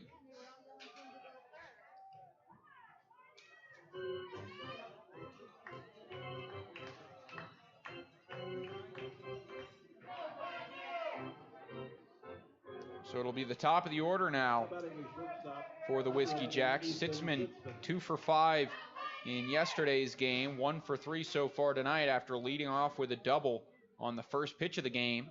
As infield will be in, this one chopped over to third. Cutter looks the runners back, throws to first, and gets the out. You couldn't draw it up any better for Mulva on the mound, as he gets an important out, number 2.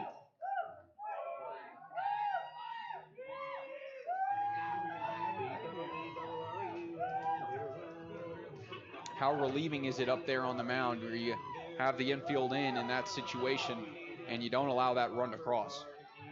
That's big, especially trying to keep the ball in the infield. That's an out you really want to get yourself there. So when a guy gets a hold of a ball like that and your defense can help you out, it's huge. Time called before the first pitch to Dean Bittner, the beer batter of the night. Fans getting a little thirsty as Mulva looks for a strikeout. Here's the first pitch home. Slider catches the outside corner. It's strike 1. Bittner 1 for 3 on the day. His first at bat grounded into a fielder's choice, but came around to score. Singled in his next and scored, and then struck out in his most recent. Jam swing here. Slow roller on the infield. Barehanded by Cutter. Throw to first, not in time. And an infield single pushes across a run. Mulva again with a weak contact, but can't get the out, as that one, a ground ball with eyes, just sits on the infield, allows the runner to reach. That's still a great pitch. Got inside of the hands right there. It's just baseball. Sometimes that's the way the game goes. As you got a good left side of the infield defensively in Mazzaferro and Cutter, but I don't think any duo shortstop third baseman could have made that play. It's a pretty tough play here. Yeah, Oregon Trail Park Stadium having thicker grass really on the infield and outfield, and if that ball is hit slowly enough, it'll just die. And that was the situation there, as it's a 1-0 count to Caleb McDowell. Next pitch home finds the zone and evens up the count. McDowell. Again, that slider's pretty good today. It is, working from the inside, from the body over the plate to right-handed hitters, and then from the plate away, getting right-handers to chase. And it's been effective for the man out of the mound, on the mound, out of Southwest Minnesota State. That one too far outside. It moves the count to 2-1. Three-hole hitter and DH McDowell. 2 for 3, a single and a 2-run home run so far tonight. This one again gets away from Tyler Davis. It's going to allow a run to come home and score, and scooting up to second base is Bittner. It's now a 10-3 ball game.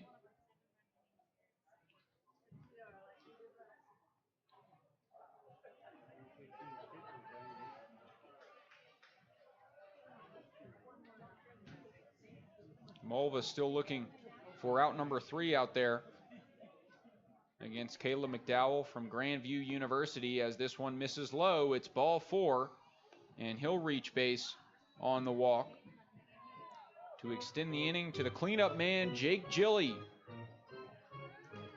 Gilly out of the University of Minnesota Crookston has had a stellar season to this point with the Whiskey Jacks.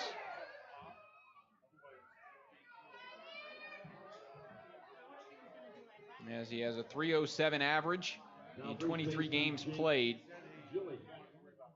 2 home runs entering tonight, adding his 3rd on the 3-run bomb, and currently 21 RBIs. He watches the first pitch to him catch the zone, and the count goes to 0-1.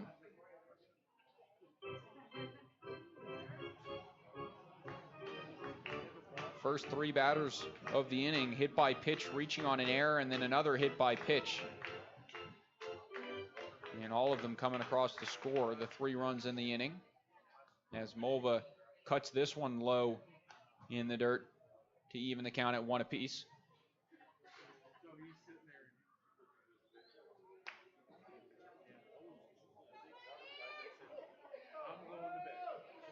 I think he goes back to the slider here. With the 1-1. He'll go fastball outer half, and the count goes 1-2, and ahead in the count is Mulva. But that slider is, he's been locating it pretty well throughout his relief outing so far, and I wouldn't be surprised to see it ahead in the count here, 1-2. Pitch to Gilly. That one cuts too far off the plate and drops in between the feet of Tyler Davis before he finds it. And so Deuce is wild out here. 2-2 count, 2 away and 2 on for the Wheat City Whiskey Jacks, and Jake Gilly, who looks for his 3rd hit of the game. Hayden Mulva looking for his 2nd strikeout. His 3rd strikeout, and he won't get it. This one shot up the middle. Nice play by the second baseman, but he can't make it cleanly. Runner's going to come home. Throw to the plate is not in time. Tyler Garrity comes up a little bit lame, as he made a nice play to cut that ball off from getting into center field. But the flip on to second, unsuccessful, as he couldn't get a clean hand on it. So Antonio Garcia will head out and check on his second baseman, and Kansas Jayhawk, as the inning continues and Wheat City adds their 11th run.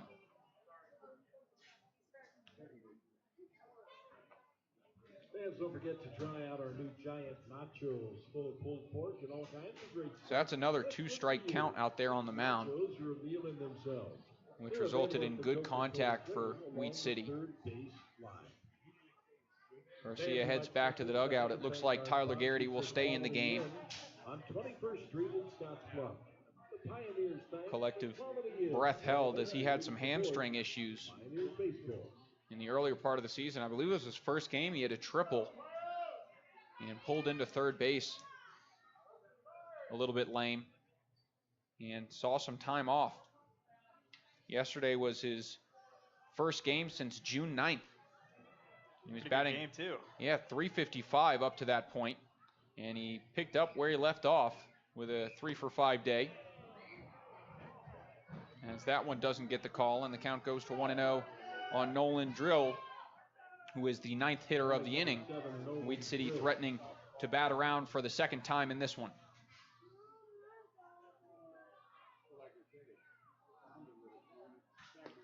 That one cuts off the plate as well, and the count will go to 2-0. As action continues in the Pios bullpen, it's Diego Lopez who warms up. And he's had a pretty good year to this point. The next home, another slider. That one drops too low again. And 3 straight for Mulva on the mound. As the left fielder Drill 0 for 2 on the day, he's walked and scored, but elsewhere has popped up and flown out in the 2 at-bats. Mulva trying to relocate the zone, comes home. And it misses low. 4-pitch walk to load the bases here. And it'll draw a visit from Antonio Garcia and will end the afternoon for Hayden Mulva as he can't escape this 5th inning. Weed City has already had 4 across the plate this inning and have the bases loaded with 2 outs. It'll be up to Diego Lopez to find out number 3. Elsewhere around the Expedition League, this not the only high-scoring game. It's currently 11-3 here at Oregon Trail Park Stadium, but 19-6 in Sioux Falls as Spearfish has jumped out to a massive lead. 18-1 at Corbett Field in Soares Valley as the Sabre Dogs are pouring it on over the Pierre Trappers. And the Hastings Sodbusters up 7-6 on the Fremont Moo, who have really fallen apart after their stellar start to the season. They had a 12-game win streak, but since then have really stepped on the brakes and dropped out of contention here for the first half. Currently sit at 19-11, which is 3rd in the Clark Division. And they'll have to hope that their second half is better if they want to make playoffs as Diego Lopez warms up. So what have you seen from Diego this year, and what can we expect from him here in this outing? Pretty excited to see how he does. I think he's had a couple days extra off, and I think he's itching to get back out there. So I'm just looking for him to fill up the zone here and show us what he could do. Just go compete. That's the biggest thing. And Diego, the left-hander out of Mission Junior College from San Jose, a redshirt freshman there. Talked to him. Wants to work on his velocity in the Expedition League this season. Try and get it back up to where it once was, according to Diego. And he will pitch to the man that led off this inning, which seemed like oh so long ago, Nolan Lingley, who was hit by a pitch on a 1-2 count. And he came around to score the first run of the 4 that have crossed the plate. 10 hits for the Whiskey Jacks already in this one. They had a total of 11 last night. And they came into this series pretty hot, winning each of their last 3 series. And were 6-4 in their last 10 before dropping game 1 last night. Derek Brown getting the win in that one. Matthew Dahlquist getting the loss. In front of 736 fans here at Oregon Trail Park Stadium. And I would say it's probably a little bit bigger crowd here tonight. Runs a night. Yeah, runs a night. You see the mascots running around out there. I don't know if I've ever seen inflatable fast food mascots at a ballpark. So cross that one off the bucket list as Diego Lopez gets strike 1 here. I would expect him to go to the changeup here. Lefty winds, delivers, and that one in the dirt. Check swing, gets away from Davis. It's going to bring home another run. And ball 1 makes the score 12-3 now.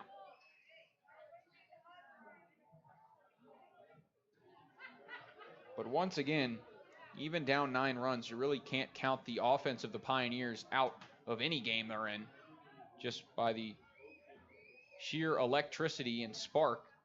As again, 7 runs in the bottom of the 7th last night, as this one's dribbled out towards short, fielded by Mazzaferro. Going to be a tough play. He winds and fires, and it is in time for out number 3. Another slow roller as Mazzaferro gets this one for out number 3, and it wraps up this top of the 5th.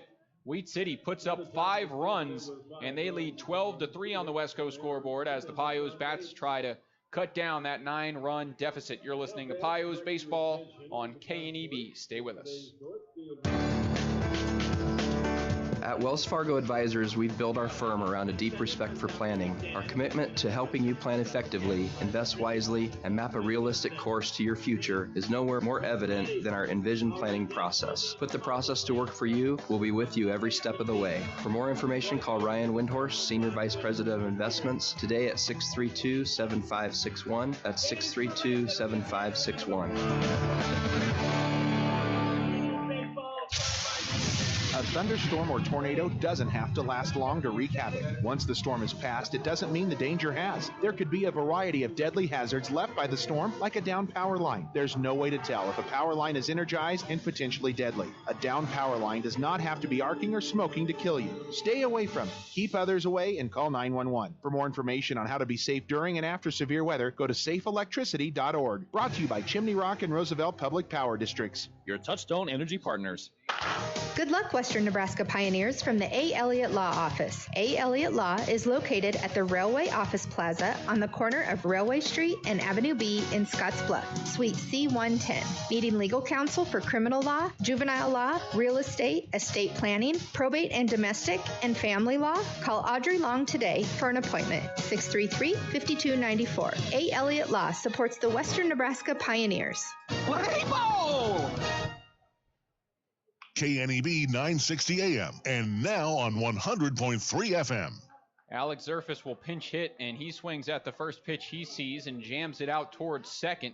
And the second baseman, Garrett Olson, flips on to Jake Gilly for out number 1, and things are underway here in this top of the 5th inning. So that'll wrap up Kellen Rutz's day, who was 0 for 1 at the plate with a strikeout. And it'll be top of the order up now for the Pioneers. We saw a slow start to the afternoon from the Pios lineup yesterday, as this one's now popped up high on the infield out towards shortstop. And 2 pitches, 2 outs for the Pioneers in this quick bottom of the 5th inning.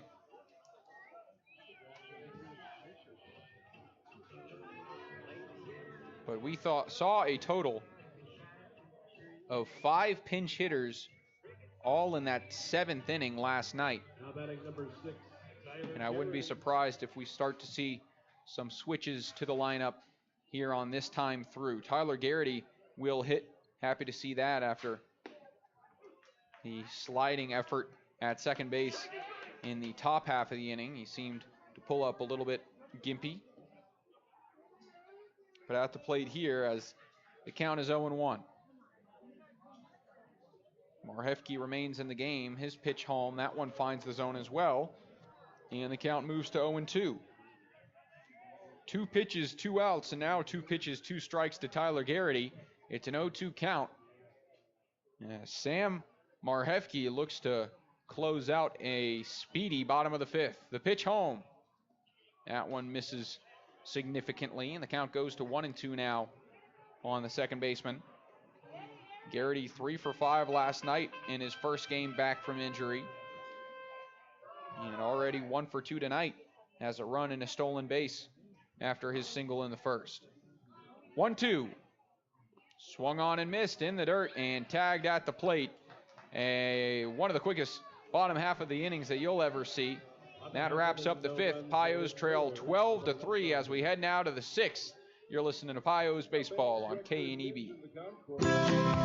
At Monument Physical Therapy, their purpose is to find the root of your problem, not to chase your symptoms. Disc and nerve pain, sports and work injuries, musculoskeletal disorders, and dizziness or balance issues are all very common, but you don't need to live with them. Monument Physical Therapy uses the most current, evidence-based, and board-certified orthopedic standards of care. Don't let months go by before getting to the source of your pain. Call them today at 308-633-5361 or visit them on Facebook.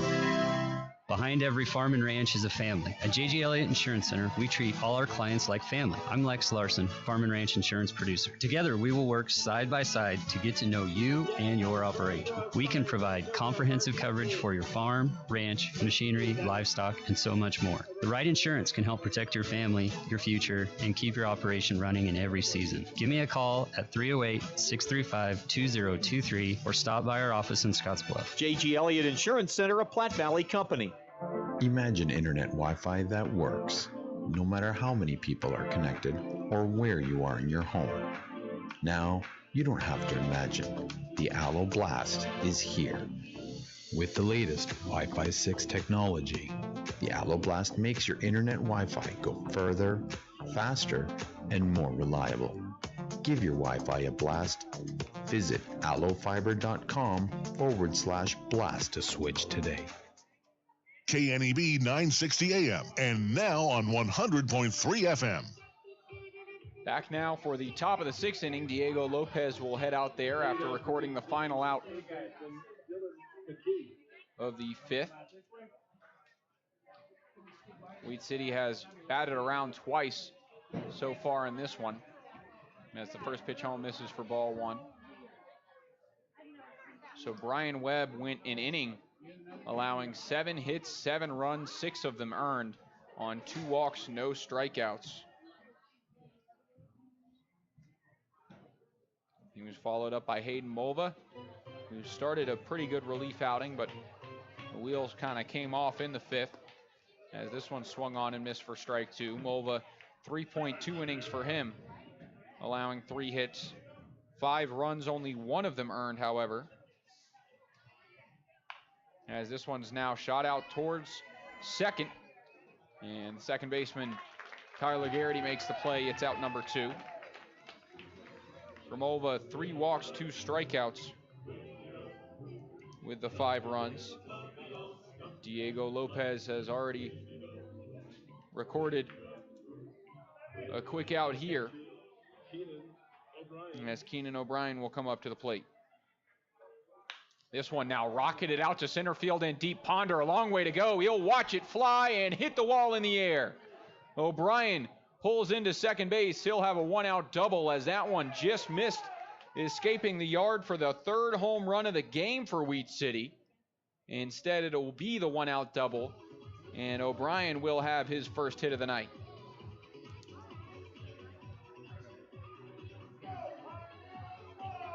Now second baseman Garrett Olson. So the 9-hole hitter Garrett Olson comes up to the plate. He's 0 for 2 on the day. Grounded into a fielder's choice and reached base in the first. Popped up to short in the second. And then had the sac fly in the fifth.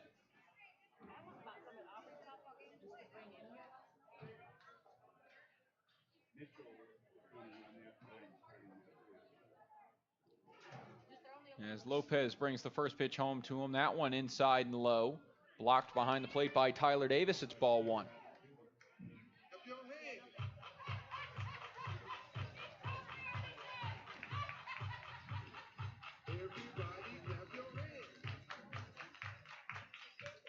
One-0 count from the lefty Lopez. This one swung on and shot into right center field and deep. Long way to go for Ponder. He'll watch this one hit the wall in the air. No, gone. Off the upper signs, and it's another home run. Back-to-back extra base hits off Diego Lopez. This one's a 2-run home run off the bat of Garrett Olson. And Wheat City pouring it on. It's now 14-3.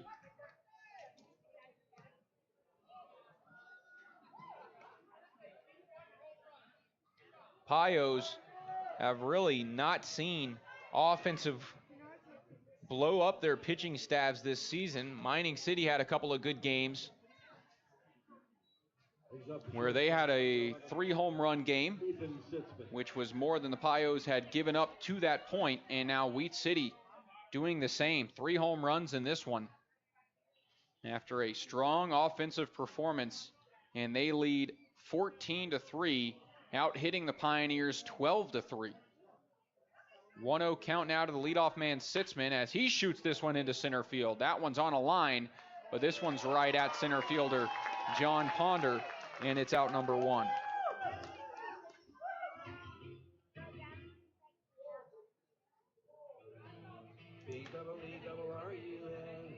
Out number 2 here in this top of the 6th. And the beer batter, Dean Bittner, up at the plate, has scored 3 times tonight. He is 2 for 4. Fielder's choice came around to score, single came around to score, struck out, and then RBI single in which he came around to score in his most recent at bat. Starts the count behind 1-0. This one now popped up into right field. JT Walden coming in, and he makes the play for out number 3. So the top of the 6th concludes, but the Wheat City Whiskey Jacks put 2 more on the board on the 2-run home run from Garrett Olson. It's 14-3 in this one at Oregon Trail Park Stadium as we head to the bottom of the 6th. And the Pios come to bat. You're listening to Pios Baseball on KNEB.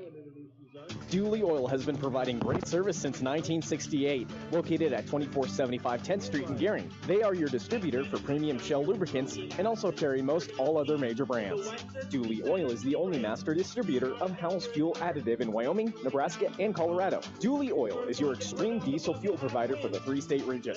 Remember, delivery is available, so for all of your ag and commercial lubricant and fuel needs, trust the folks at Dooley Oil. Thank you for your patronage. Dooley Oil, committed to you.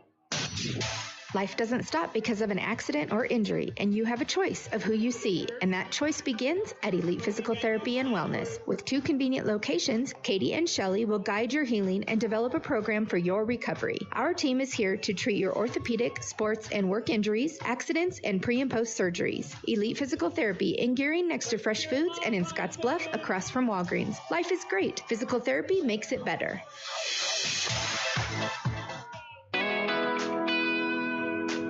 Hi, I'm Austin Dillon, Fleet Manager at Fremont Ford in Scottsbluff, Nebraska. I encourage all farmers, ranchers, and business owners to get in touch with me if you are looking for a new vehicle. We have specific programs through Ford that can save you a drastic amount of money on your new purchase. It would be my pleasure to discuss these savings with you. There's no better time to purchase a new work truck or personal vehicle than right now. Please get in touch with me by calling the dealership at 308-635-3701. I look forward to helping you on your new purchase.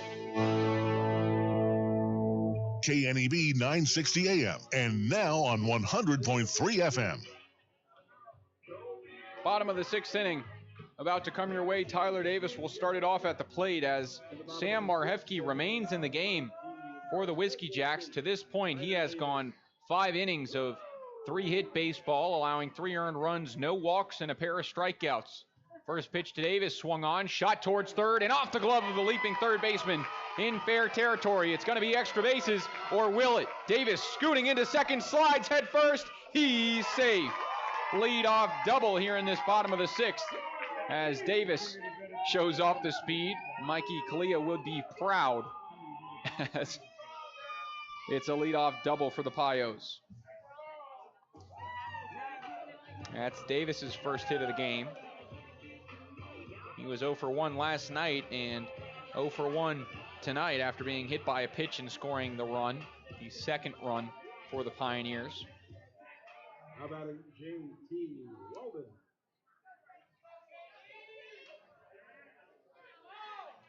Walden will get a chance to hit here as the first pitch home to him catches the corner, strike 1. He's 0 for 2 tonight, was 0 for 2 last night after pinch hitting for John Ponder. Had a pair of strikeouts tonight. He's put the ball in play, but grounded out to third and flown out to left in his 2 ABs. Left-handed hitter sees an 0-1 now from Marhefke. And that one in the zone as well. The count now moves to 0-2 on Walden, as there is a lot of people, a lot of those baby blue jerseys in the Wheat City bullpen.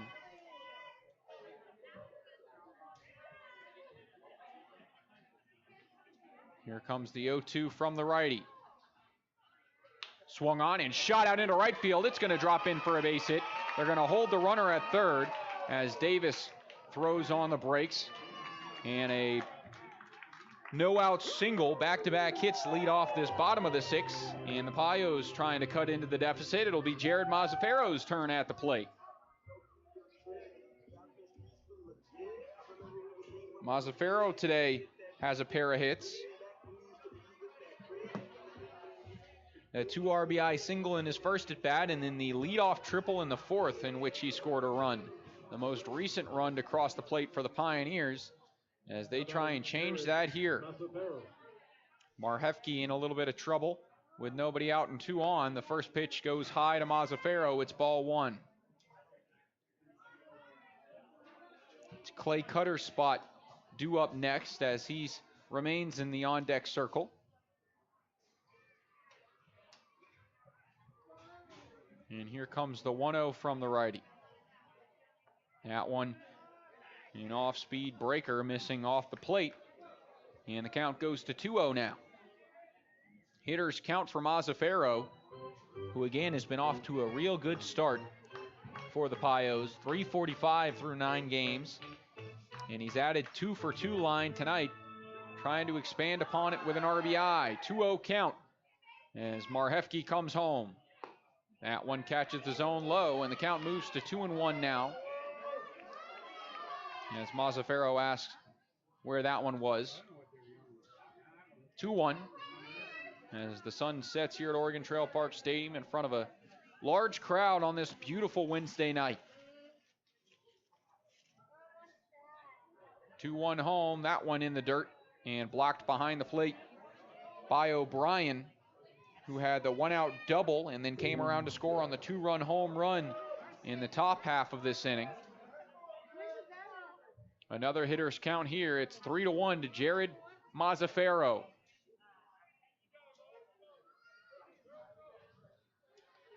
Marhefke sets, delivers out of the stretch. This one, heavy hack, fouled off the mask of O'Brien. And the count runs full 3-2. We've seen a lot of 3-2 hit and runs and 3-2 stolen base attempts for the Pios. We'll see if anything will be on right here. Walden 4 for 5 on stolen bases this year. 3-2, he'll not go, and that one called strike 3. Fastball gets the call, and Mazzaferro goes down on strikes for out number 1.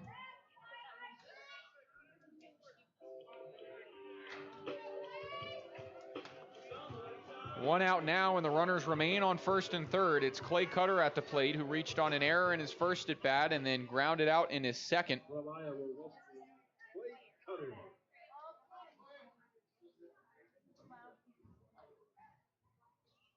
First pitch home, that one in the dirt.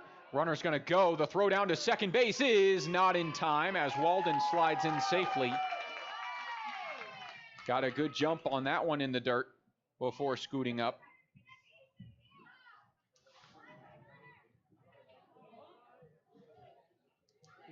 And it'll be runners on second and third now as the double play has been broken up. Clay Cutter ahead in the count, and he'll try and drive in a couple of runs. For Cutter on the year, he's got 14 RBIs, which sits 6th on the team.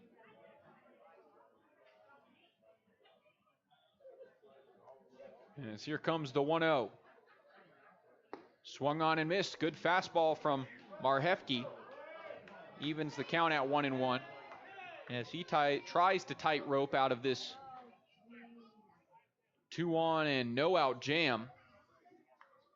Got out number 1. And the count even on Clay Cutter here. The next. Swung on, dribbled out towards third. Runner's going to come home. The throw will go to first, however. And it will be out number 2. JT Walden will scoot up to third base as well. Nice base running for the Pioneers.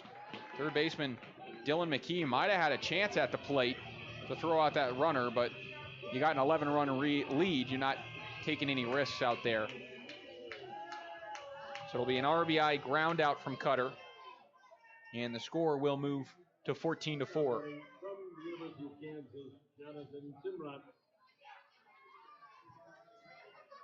Simrot will bat here. Had the sac fly in his last at bat that he just missed his first home run as a Pioneer. Unloaded on one, but it was pulled in by left fielder Nolan Drill as he ran into the wall out there in left. And tagging easily was the runner Mazzaferro. Here's a 1-0. Swung on and hit out towards short. Shortstop fields and throws in time. Out number 3. Pios add one, but it's 14-4 as we head to the top of the 7th at Oregon Trail Park Stadium. On the West Coast scoreboard, you're listening to Pios Baseball on KNEB. Katie, remember the day you made me the happiest man alive? I asked if you wanted to live to the fullest, to wake up every morning savoring potato olays, fluffy scrambled eggs, and breakfast burritos from Taco John's, and you said... Get your hands off my burrito. Oh, Katie, I love when you whisper sweet nothings. Wake up and go with bigger, bolder, better breakfast. Only at Taco John's. Drive-thru open at 6 a.m., dining room open at 8. Taco John's, with locations in Scottsbluff, Gearing, and Bridgeport.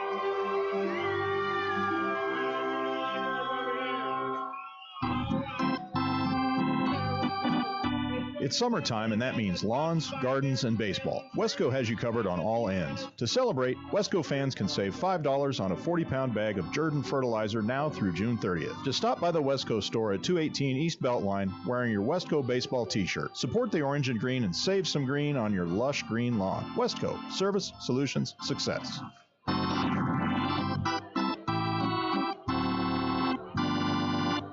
Hydrozen. Unplug and recharge. What is Hydrozen? It's total body relaxation. It's total body recharge. It's floating weightless on water. Floating your aches, pains, stresses, and worries away. Hydrozen is a revolutionary new therapy using Epsom salt saturated water as a way to relax and rejuvenate your body. And it's now available in Scottsbluff. It is for most ages and has many benefits to the mind and body. Visit hydrozenfloat.com or call us at 308-63-FLOAT. KNEB 960 AM and now on 100.3 FM.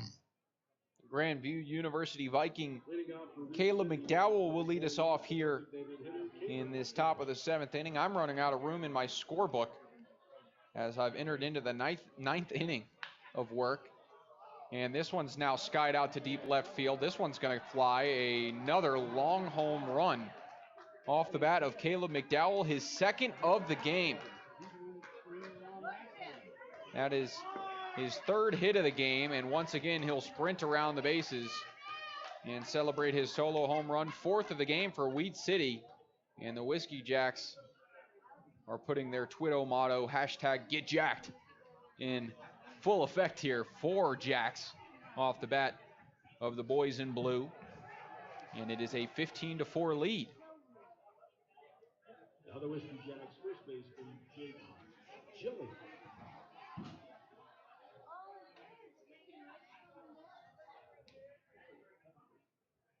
Quick start to this 7th. It's Jake Gilly now at the plate.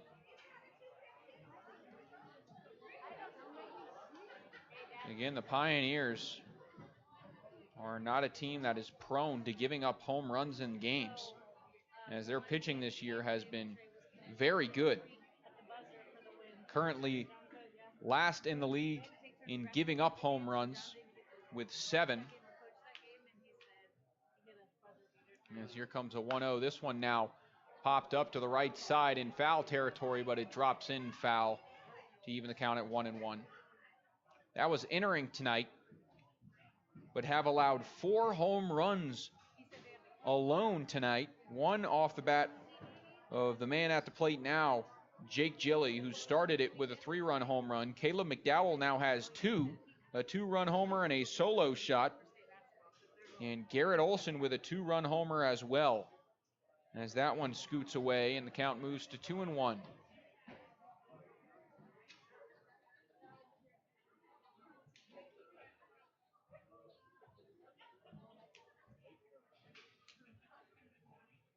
Diego Lopez winds and delivers a 2-1, and this one's heavy hack swung on and missed. Jake Gilly evens the count at 2-2.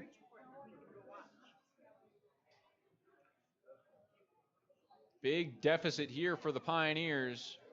One of, if not their biggest deficit of the year. It's 11 runs as Jake Gilly will go down on strikes. Nice off speed there. It's the first strikeout for Diego Lopez and first out here in this top of the 7th.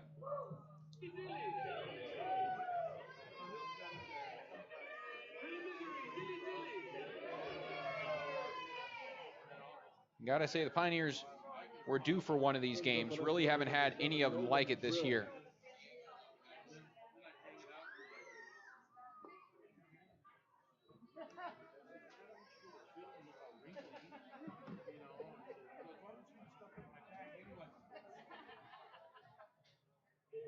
As here comes the 1-0 now from Lopez. That one misses and the count goes to 2-0. But once again, this Pios squad has really been the offense that does this to other teams, and haven't seen it the other way around a lot this year, especially not at home. Again, winning their last 15 games at home, 15-1 after losing game 1 of the season against the Casper Horseheads. Since then have really turned it on and have held down their home well here at Oregon Trail Park Stadium. And have an 11-run hill to climb if they want to get back in this one and stay in that win column at home and in that win column in general. 3-1. Swung on, fouled out to the right side, and the count goes from 3-0 to now 3-2 as Lopez battles back. It's Nolan Drill at the plate, who has walked twice but still looking for his first hit. I believe he is the only batter in this lineup that has not got a hit today. And he won't get one here either. He picks up his 3rd walk on ball 4. As with 1 out, Wheat City will have the runner on, and fellow Nolan Lingley steps up to the plate. He singled in his first at bat, but that's his only hit. 1 for 3 on the day. He scored after being hit by a pitch in the 5th, and he fouls this one away for strike 1. Once again, thanks to all our viewers and listeners on our YouTube stream and on KNEB. I know a lot of players' parents watching, trying to see their kids ball out here in the Expedition League. And thank you for putting up with my voice throughout the season so far. As it's a 1-1 count to Lingley. This one home in the dirt, blocked by Davis, and the count goes to 2-1. Pios will finish this game up, finish up the game tomorrow. Let's say that one ends at sometime between 9:30 and 10. Pios go home, get maybe a couple hours of sleep, then turn around and head for the bus as it leaves at 2 a.m. on Friday morning, as it's a 15-hour bus ride ahead of the Pioneers all the way out to Caldwell, Idaho. And if that's not enough for them and myself, there's a heat wave going on in the west right now, so it's supposed to be highs of 105 all 3 games were there. So it should be a fun one out there to take on the Canyon County Spuds. Caldwell, Idaho, about 15 minutes from Boise, and 15 to 20 minutes the other way from the state of Oregon.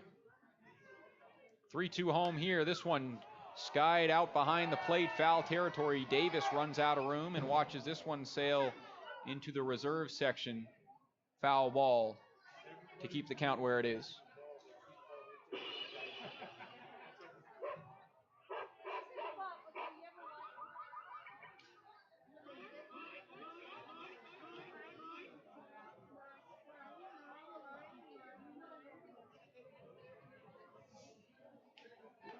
Three-two home from the lefty. This one swung on, chance at 2. And a terrible hop over the head of Mazzaferro. That one spinning off the dirt, sailing about 3 feet over the head of the shortstop. And instead of a potential double play, they'll get none. And it'll be a lucky base hit for Lingley to keep the inning moving. 1 out, runners on first and second now.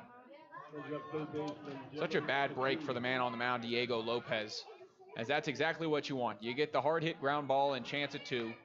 And then a bad hop kind of ruins that. You got to have to try and get it again. That one misses low. It's ball one on number 26 at the plate, Dylan McKee, who is 1 for 2 in 4 plate appearances today. Had a double in his last at bat. Has been walked and hit by a pitch so far tonight as well. That one's strike one.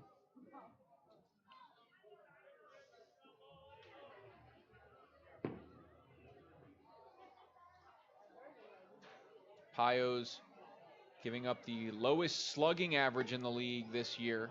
.315 slugging against teams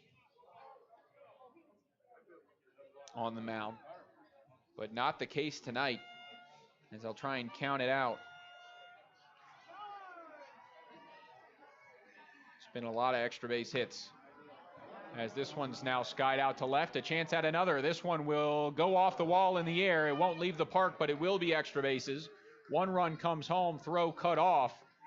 Sliding into third is Nolan Langley, and sliding into second with an RBI double is Dylan McKee. He picks up his second hit of the game.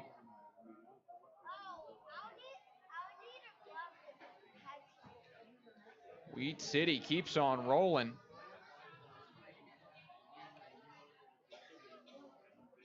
So I was going to count up all the extra base hits, but they just keep on coming.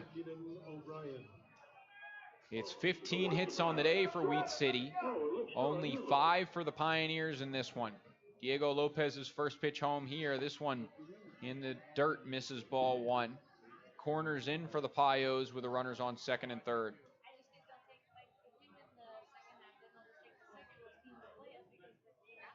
Two errors for the Pios to 1 by Wheat City.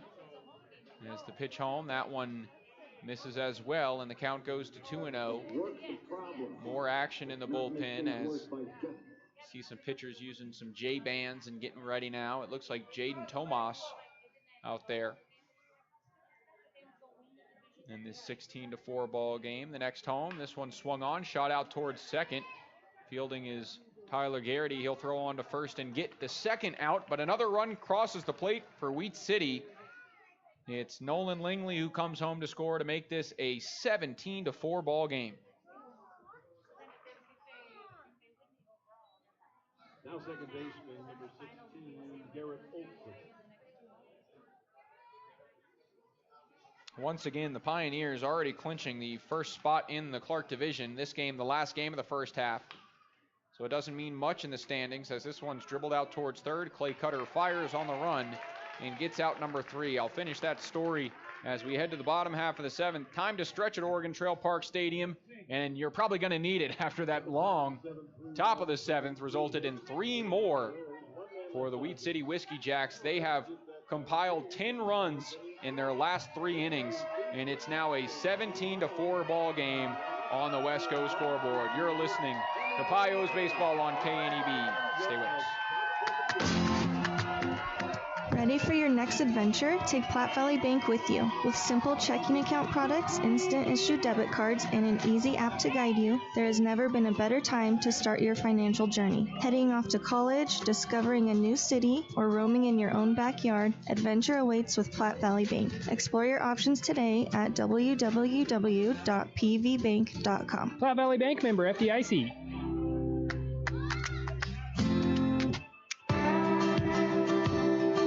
Wonderful warmer weather, sunshine, and blue skies bring new life, growth, and so much beauty along with it. Get out and make new memories this summer. Enjoy the great outdoor activities available to us right outside our back door, including walking, biking, hiking, running, fishing, camping, and more. Take time this summer to enjoy all the good life has to offer in the Panhandle of Nebraska. And remember to wear sunscreen. This message is brought to you by Prime Metal Products. Fender bender, hailstorm, couldn't stop on the ice in time? After everyone is safe, Scottsbluff Body and Paint should be the first call you make. There isn't a better shop in the area. Our highly skilled team is experienced at performing all auto body repair and paint jobs. Stop by anytime and speak to one of our technicians, and we'll do a full inspection to show you just how little our repair services will cost you. Our work is not complete until your car is safe and you're on the road again. Call today, Scottsbluff Body and Paint, 225-6408. Charlotte, KNEB 960 AM, and now on 100.3 FM. John Ponder gets us going here in the bottom of the 7th inning as the Pios try and erase a 13-run deficit. Not too likely, but also not impossible. There is a chance. So you're going to want to stick around and watch the rest of this one just in case, of course. As John Ponder sees a 1-0 and watches it find the zone to even the count at 1-1.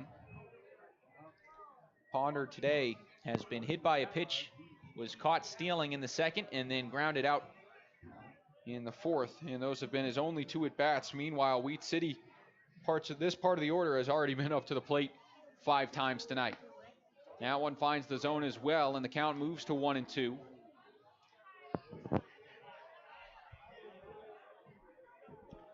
As Ponder steps out and now steps back in, having to protect to avoid going down on strikes. 1-2 count from the righty. Swung on and missed.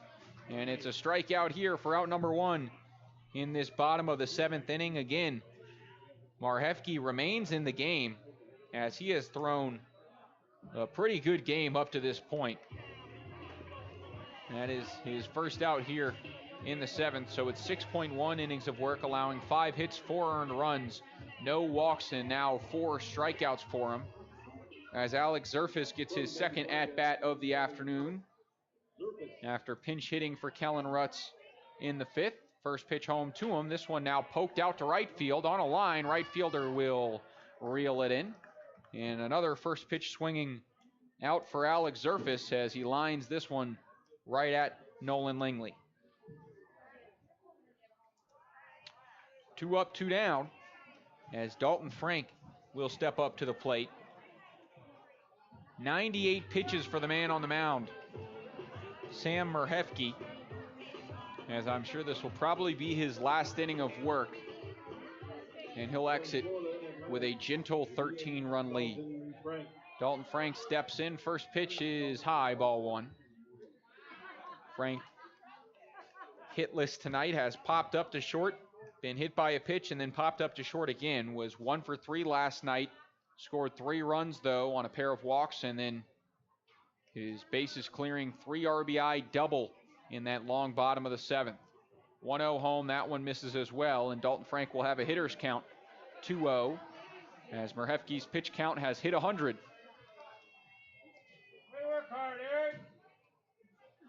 Not only do the bats help you out and produce 17 runs, but the pitching from Marhefke goes long enough where you don't have to extend to that bullpen, and you can use a bunch of arms in game 3. Dalton Frank comes up empty on this one, and the count now goes to 2-1. Gentle breeze here in Gering, Nebraska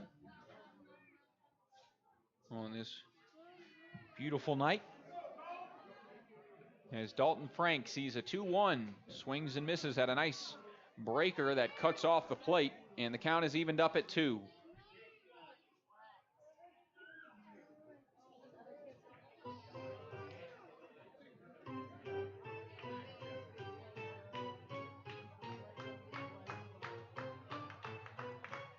Two away, 2-2 count to Dalton Frank. He'll call time before the pitch comes home and step out and clear his eyes, as it looks like got something in his eyes there.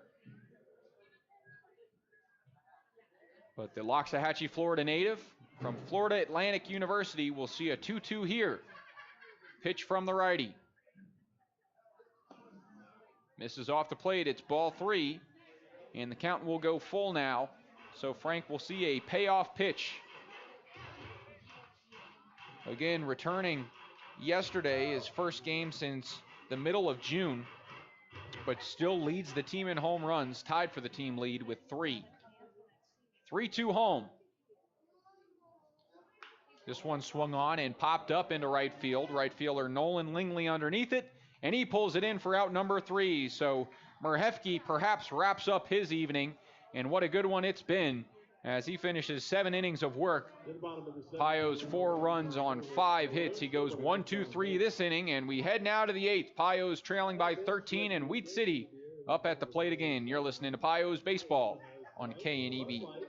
Behind every farm and ranch is a family. At J.G. Elliott Insurance Center, we treat all our clients like family. I'm Lex Larson, farm and ranch insurance producer. Together, we will work side by side to get to know you and your operation. We can provide comprehensive coverage for your farm, ranch, machinery, livestock, and so much more. The right insurance can help protect your family, your future, and keep your operation running in every season. Give me a call at 308-635-2023 or stop by our office in Scottsbluff. J.G. Elliott Insurance Center, a Platte Valley company. At Monument Physical Therapy, their purpose is to find the root of your problem, not to chase your symptoms. Disc and nerve pain, sports and work injuries, musculoskeletal disorders, and dizziness or balance issues are all very common, but you don't need to live with them. Monument Physical Therapy uses the most current, evidence-based, and board-certified orthopedic standards of care. Don't let months go by before getting to the source of your pain. Call them today at 308-633-5361 or visit them on Facebook. Kylie is a Runza burger lover. Especially if it's smothered with sauteed onions and French onion dip and topped with Swiss cheese. Ah, sounds like you just had the French onion burger at Runza. Yes, I did. Are you crying? Yeah, it's the onions. Wait, are you crying? Yeah, because I love the French onion burger. Come get yours today. Because from the way we make it to the way it makes you feel, Runza makes it all better. KNEB 960 AM and now on 100.3 FM. Back now here for this top of the 8th inning and top of the order up for Wheat City as they lead this one 17-4 at Oregon Trail Park Stadium. And Diego Lopez remains in the game as his first pitch home misses low. It's ball one.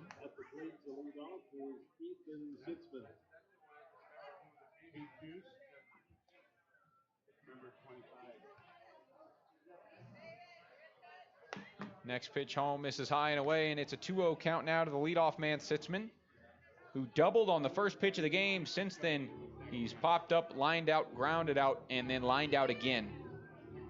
So a 1-for-5 line after 2-for-5 last night, and he fouls this one out of play.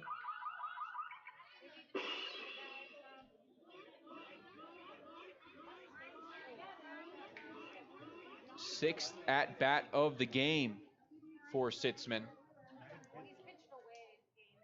As the 2-1 misses away, and it's now a 3-1 count.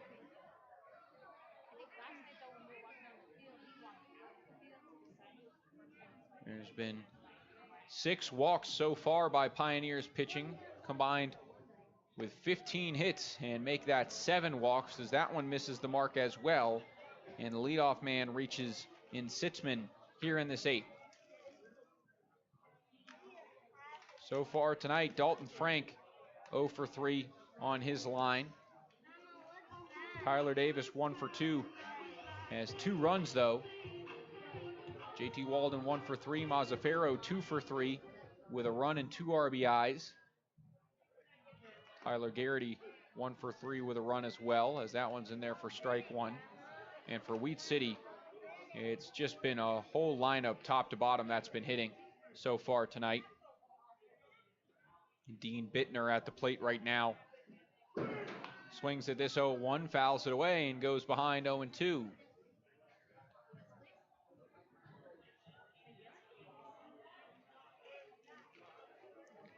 It's Jake Gilly who leads the way, is 3 for 4 with 4 RBIs tonight in a run after his 3-run home run. But Caleb McDowell not far behind him. 3 for 4, 4 runs, and 3 RBIs. So, tough pick for those two for player of the game. McDowell now at a 294 average, and Jake Gilly moving up to 326. As that one misses low, and the count evens at 2-2 on Bittner. We'll see what happens in the next at-bats for McDowell and Gilly, and see who wins player of the game from that. As this one's now shot up the middle, chance at 2, fielded but not cleanly. Flip on to second is in time. So they will get 1, as at second base it's Tyler Garrity, no Jack Wagner, who has replaced them. makes the play up the middle and flips it on to short for the fielder's choice.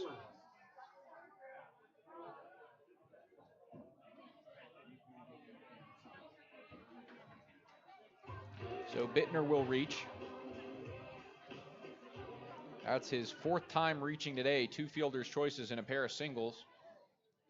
And now it's McDowell's turn. First pitch he sees, he fouls away. It's strike 1. It will not be McDowell, actually. It's a pinch hitter. As McDowell's had a good enough day, he can head back to the dugout. And the new man into the game is not a man at all. It is the only girl in the Expedition League,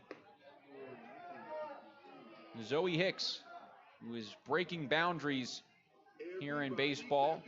A softball player that went the JUCO route through Iowa Western and then earned a Division I offer from Louisiana Tech and balled out there and is looking for her first hit in the Expedition League, but she'll go down on strikes here on the breaking ball. And Diego Lopez will sit her down for out number 2. Regardless of the outcome of the at-bat, it's awesome to see her into the game and the support of the fans here in attendance, knowing the importance of having her in the league and again the boundaries that she's breaking. So unfortunate we only got to see her for a short time in this one. As she heads back to the dugout, it's out number 2. And Jake Gilly will get to bat again. He'll foul this one back to the screen. It's strike 1.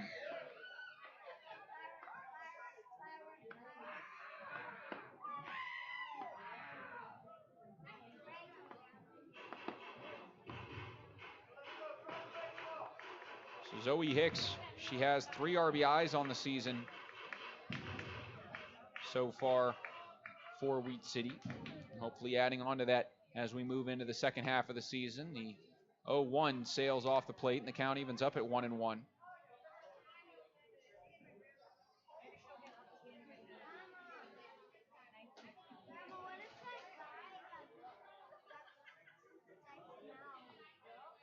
As here comes another home.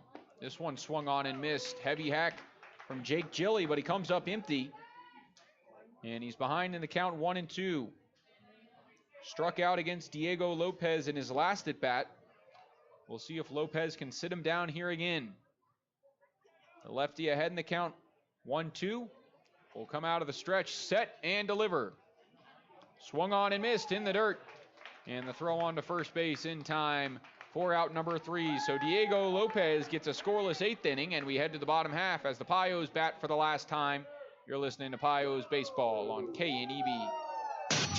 Our mission at Elite Physical Therapy and Wellness is to provide both preventative and rehabilitative services. At Elite Physical Therapy in Scottsbluff and Gearing, patients count on the experience and compassion of our team in treating work and sports injuries, help you recover from surgery, or just help you get back doing what you love most. Flexible scheduling to meet your needs, and we are right here in Scottsbluff and Gearing to serve you. Katie and Shelley are across from Walgreens on West 27th Street and next to Fresh Foods in Gearing. Elite Physical Therapy and Wellness, delivering the treatment you need and the care you deserve.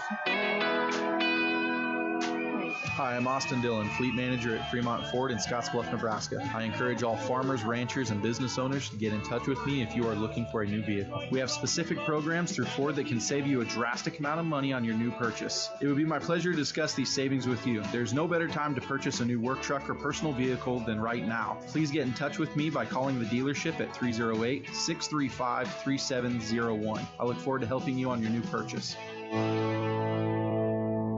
Be the envy of the neighborhood with the new Green Mountain Grill from High Plains Spas and Recreation. In addition to Green Mountain Grills, High Plains Spas and Recreation also has the pellets, cooking spices, rib racks, smoking shelves, covers, and other accessories, as well as replacement parts. If they don't have what you need, they could get it. Yep, get a Green Mountain Grill and be that neighbor that's always admired for the wonderful, yummy barbecue smells. High Plains Spas and Recreation, open 9 to 5, Monday through Friday, 1725 East Overland in Scottsbluff.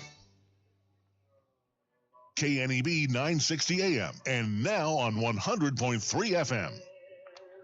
Back now for the bottom of the 8th inning, and it is the end of Sam Merhefke's day. And it was a great day for him out there as he finished with a stellar outing. 7 innings of work, 5 hits allowed, 4 earned runs, no walks, and 4 strikeouts. As a new arm is into the game for Wheat City. It'll be number 6 for the Whiskey Jacks. Cameron Daigle. Out of Rusley, Louisiana. Cameron is 1-0 on the season in 6 games played, all of them out of relief. In his recent outing against Pierre on June 26, he earned the win after going 3 innings out of relief, allowing 1 earned run on 3 hits, a walk, and 4 strikeouts. Has allowed at least 1 earned run in every single outing this year, however, and has a 7.63 ERA and falls behind 1-0. Now it is 1-1 to Jack Wagner, who is replacing Tyler Garrity in batting here.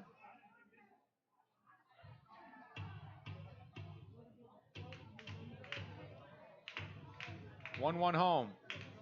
Misses low, and Wagner ahead in the count, 2-1.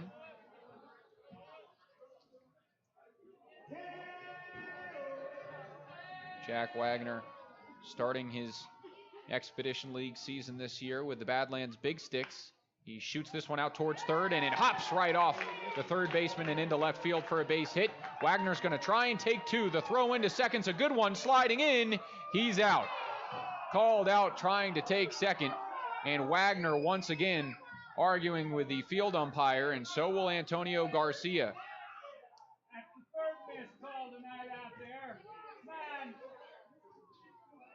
We saw Wagner's last double against Spearfish was on a similar play like that, trying to take the extra bag, and he slid in and adjusted his leg on the slide to beat the tag and slide in safely. That one certainly was close, but the call is not going to be overturned. Jack Wagner still having some words for the field umpire, and he'll exit the field after getting gunned down at second for out number 1.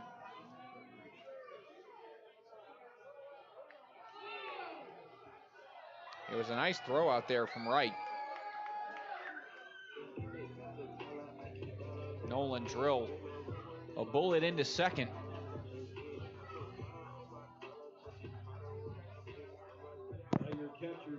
But the leadoff man out here in this bottom of the 8th. So Tyler Davis gets another chance at the plate. 1 for 2 on the day for him. As the first pitch he sees misses high, it's ball 1. He also has a pair of runs on the hit by pitch, his first plate appearance, and then the double in his last at bat. 6 total hits now for the Pioneers to Wheat City's 15. Tyler Davis tries to call time and steps out of the box, and the home plate umpire ignores him. So Davis frustrated, but the count does go to 2-0 as that one misses the zone. And Davis sarcastically puts his hand up for the start of the at-bat before seeing the next. 2-0 from Daigle. Swung on and missed. Heavy hack, and the count goes to 2-1.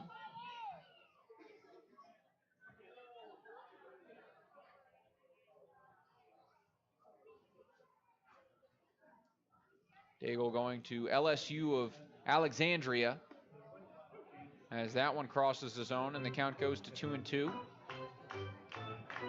Utility man there and a sophomore.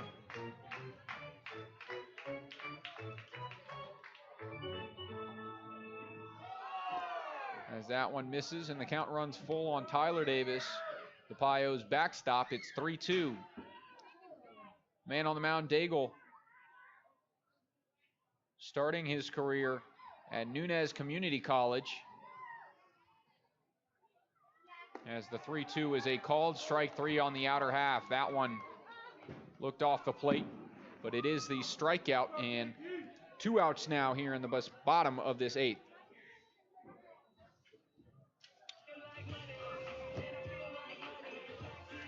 Quick word from Floyd's Truck Center, your commercial farm and feed truck center representing Freightliner, Western Star, and Harsh. Visit Floyd's Truck Center at 322 South Beltline Highway East in Scottsbluff. Number 22, right fielder J.T. Walden. First pitch to JT Walden in there for strike one, as he has another at bat here in this bottom of the 8th. He disagrees with it and takes a nice little lap to cool down before stepping back into the box. A couple practice swings. And the lefty will see another here. That one misses off the plate for sure. And the count evens at 1-1.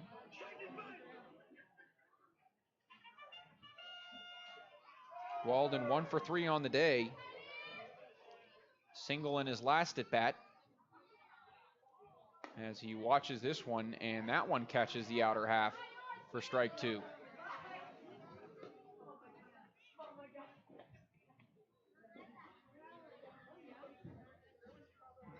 So once again, JT Walden will have to step back in. Behind in the count, 1-2 here. Trying to protect the pitch home. Swung on and fouled away. He does just that. Gets enough of it to spoil the 1-2, and we'll see another here.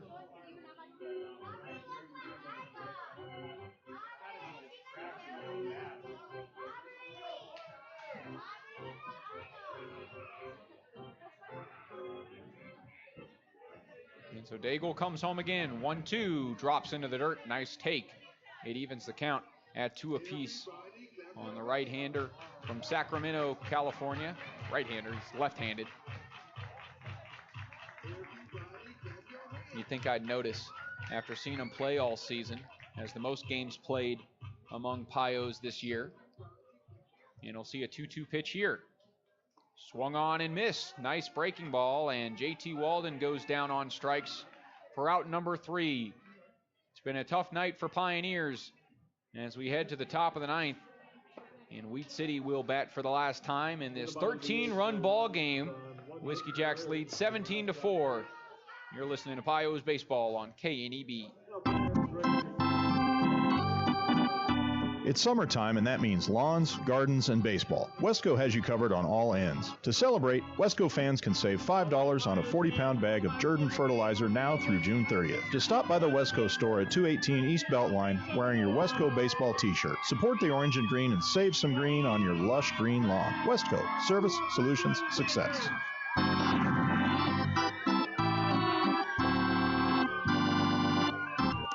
Imagine internet Wi-Fi that works, no matter how many people are connected or where you are in your home. Now, you don't have to imagine. The Allo Blast is here. With the latest Wi-Fi 6 technology, the Allo Blast makes your internet Wi-Fi go further, faster, and more reliable. Give your Wi-Fi a blast. Visit allofiber.com/blast to switch today. Details do matter, but you need to keep your eyes on the future. Let E&H handle the details. Professionals working side by side with you, offering accounting, tax planning, valuation services, and litigation support, and developing a strategy for the day you leave it all behind. Troy Hilliard, Seth Cobalt, and Lindsay Matthews are the professionals you want on your team. E&H CPAs and Management Consultants PC. 2021 Broadway, Scottsbluff. Innovative, trusted, proven. KNEB 960 AM and now on 100.3 FM. Jaden Tomas will come into the game to replace Diego Lopez, who finished 3.1 innings of work, allowing 5 hits, 5 earned runs on 2 walks and 3 strikeouts. Tomas, out of Pearl City, Hawaii, has had 3 outings on the year, 3.2 innings of work, and an 0-1 record. Getting the loss his last time out against the Spearfish Sasquatch. 1 inning of work, 3 runs, only 1 of them earned. 2 hits, no walks, no strikeouts in the 7 batters that he faced. But he will face the 5, 6, 7 here. A pair of Nolans, and then Dylan McKee will hit in this top of the 9th inning and add some much needed insurance in this 13-run ball game. That one misses off the plate. It's ball 1 on the right-handed hitter.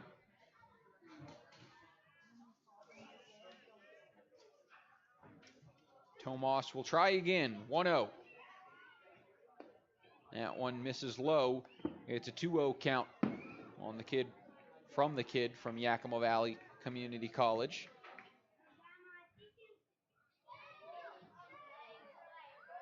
2-0 home. This one swung on, dribbled up towards third.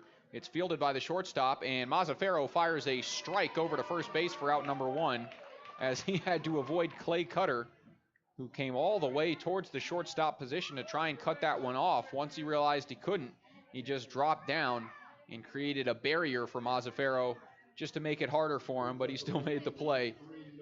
Good stuff from the shortstop. It's out number 1 here in the 9th. Hydrotex is your lubrication solution partner, a member of the Holiday family of companies. Hydrotex is proud to support local athletes. As Tomas finds the strike zone and the count goes to 0-1.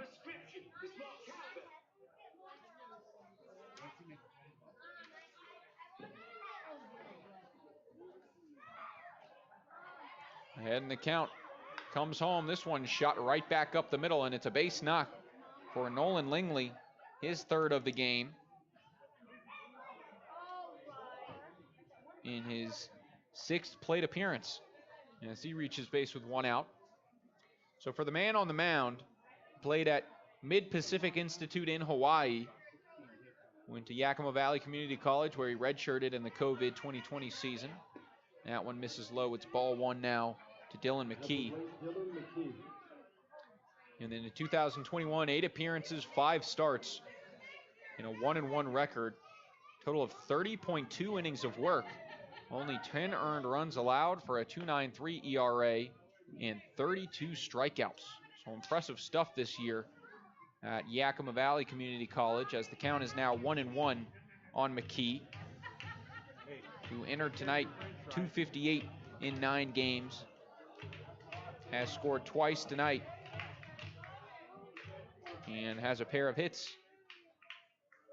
Visit to the mound after a perhaps mix-up between the two.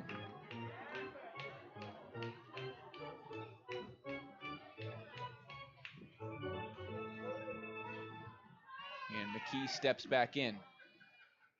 Dylan McKee from the University of Northern California, from the same hometown as the man playing third base, Clay Cutter, Centennial, Colorado, as that breaking ball drops into the zone and the count moves to 1-2.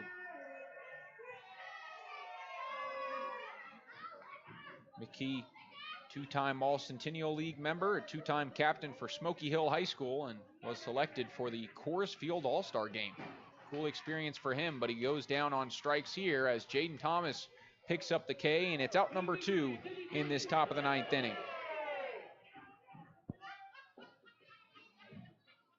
So stepping up to the plate is Keenan O'Brien, the catcher.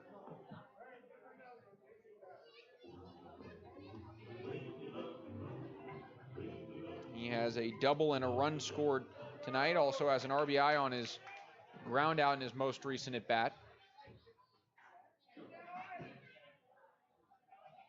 Pair of runs today.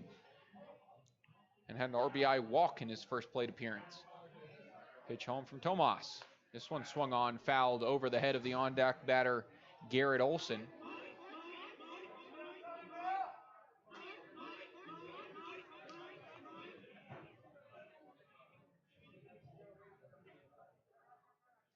So the count moves now to 0-2. Right-hander winds, delivers, breaking ball, poked out into right field, and this is going to be a base hit. Rounding second and taking off for third. The throw in is cut off. And it'll be another single this inning. And with 2 outs, runners will be on the corners for the 9-hole hitter, Garrett Olson, who is 1 for 4 on the day. A 2-run home run is the only hit. Also has a sac fly RBI.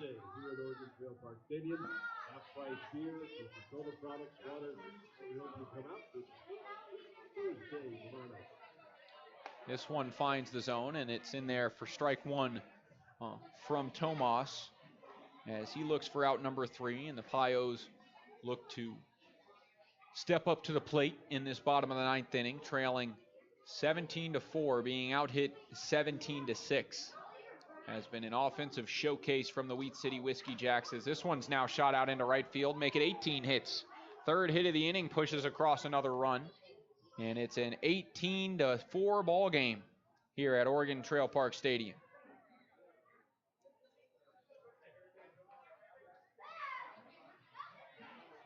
Really good opposite field hitting today by the Wheat City Whiskey Jacks, as they've been sending it through that 4-3 hole. And then, of course, you don't really need to go opposite field and find places to hit the ball if you can send it over the fence, and they've done that 4 times tonight. Sitzman watches this one miss low, and the count goes to 1-0 on the leadoff man in his 7th plate appearance tonight. Lots of reps for him. After a 2-for-5 day yesterday, he watches this one cross the zone, and the count is even at 1-1. 2 outs in this inning, 2 on for Wheat City. As here comes the next from Jaden Tomas. That one misses high and away, and it's a 2-1 count.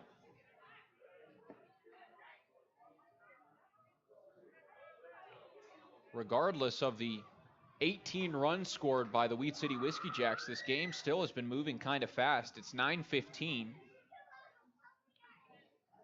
As the 2-1 is now skied out to the right side, it'll get out of play and bounce off the party deck over there for strike 1.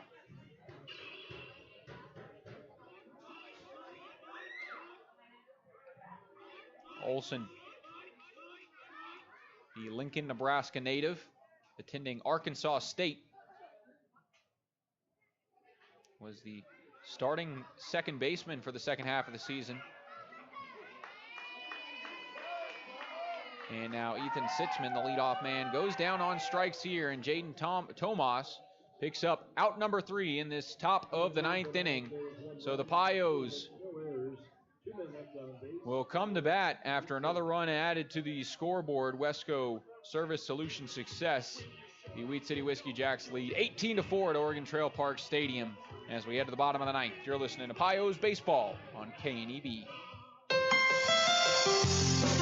This is Scottsbluff President Mark Smith with Western States Bank. This 30 seconds is not long enough for me to discuss what may be the best way to overcome the business challenges you may be facing today. So let's get together. With my wealth of customized lending experience, we can work to get you what you need to continue to succeed. So with only 10 seconds left, I have time to say, find me at 1701 First Avenue in Scottsbluff. Western States Bank, better together, member FDIC, equal housing lender.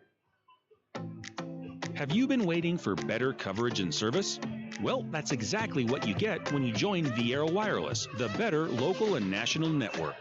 For a limited time, get up to $1,000 off when you trade in your phone and upgrade to one of the latest models like the iPhone 12 series. Plus, we'll give you $200 more when you port in your number. No activation or hidden fees. Learn more at your local Viera Wireless store or at viero.com today.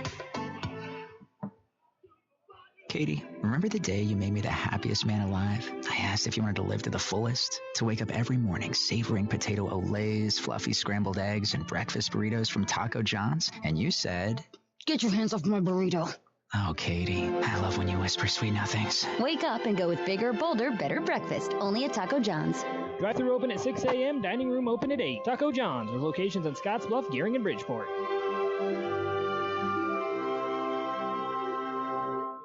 KNEB 960 AM and now on 100.3 FM.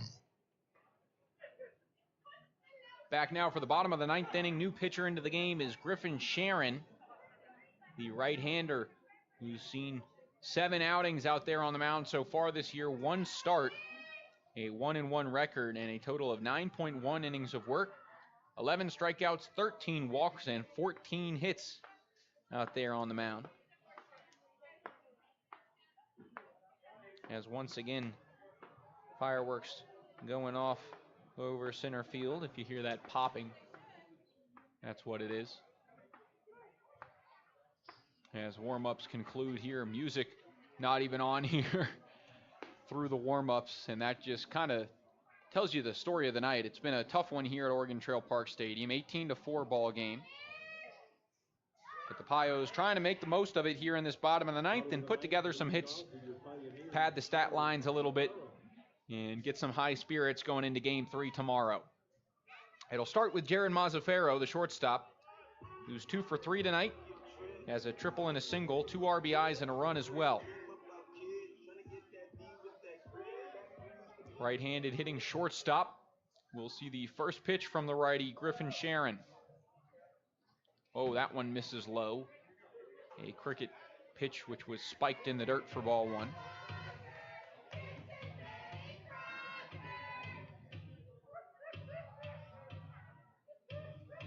Last outing for the man on the mound was June 24th against the Fremont Moo, and the 11-2 loss had an inning of work. As this one's now shot out towards first. Whoa, awkward hop. First baseman still reels it in, and a nice play by Jake Gilly. As he read the awkward bounce, got it into the glove, and then flipped it on to first base for out number one.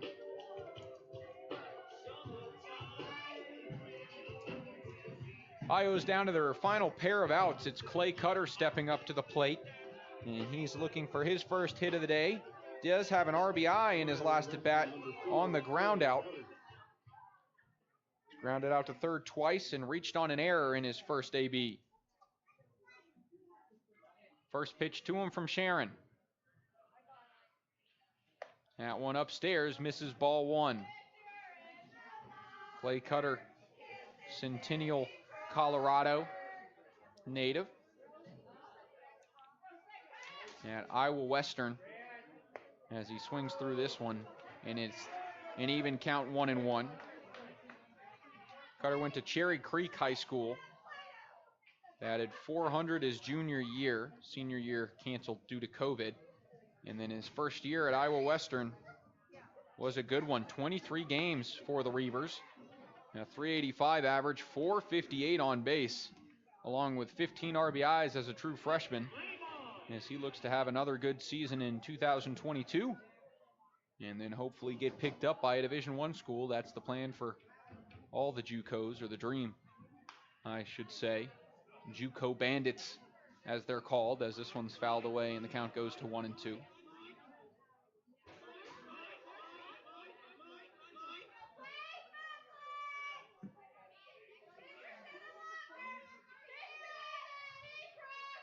One-two count as Griffin Sharon out of the windup will wind and deliver home to Clay Cutter. Swung on, popped up to the right side. This one keeps on going and gets out of play once again off the party deck. And tons of kids now try and chase down that foul ball. Regardless of the score, folks still having a good time at the ballpark tonight on what is a gorgeous night in Gering, Nebraska. And a pretty good sized crowd throughout the majority of this game. 1-2 count, Cutter still behind. Here comes the pitch. Missed in the dirt. And a block behind the plate by Keenan O'Brien. The count evens now at 2-2. Sitting in the on-deck circle is Jonathan Simrot, looking for his fourth at-bat of the game. Crazy that some of the Pioneers could end with 3 at-bats tonight, while pretty much everybody had 7 at-bats for Wheat City. This one, slow dribbler. Nice play off the mound, but the throw goes wide of the bag, and Clay Cutter will reach on what will be ruled an infield single likely. A little dribbler to the right of the mound, and the pitcher coming off it had to make a tough play. It would have been fantastic as he barehanded it and launched it over to first. Nice play by Jake Gilly as well, coming off the bag to rein in that throw and keep it from going into right field. One out runner on for the Pioneers as Jonathan Simrot steps up to the plate. Simrot 0 for 2 tonight. Did hit an RBI sacrifice fly, as the first pitch to him is swung on and missed. Big swing from Simrot as that one cuts out of the zone, and the count goes to 0-1.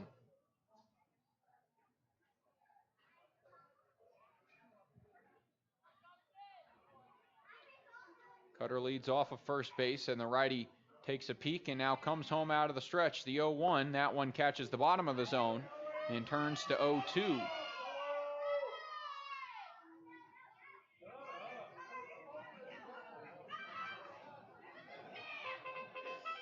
$18 hits for Wheat City in this one, to the Pioneers 7. Looking at a few more before this one is called a day. As here comes the 0-2 from the righty. Called strike 3. Fastball on the outer half rings him up, and Simrot goes down on strikes.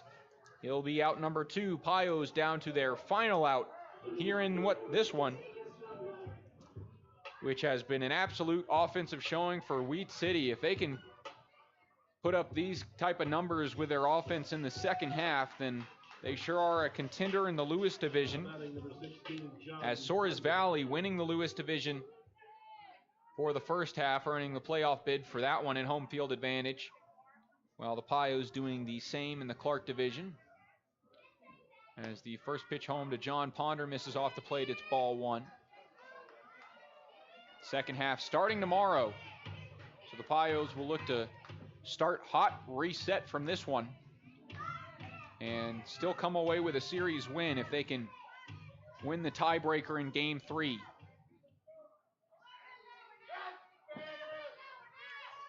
(1-0). This one swung on and missed. Nice breaker. Ponder can't catch up. It evens the count at 1-1.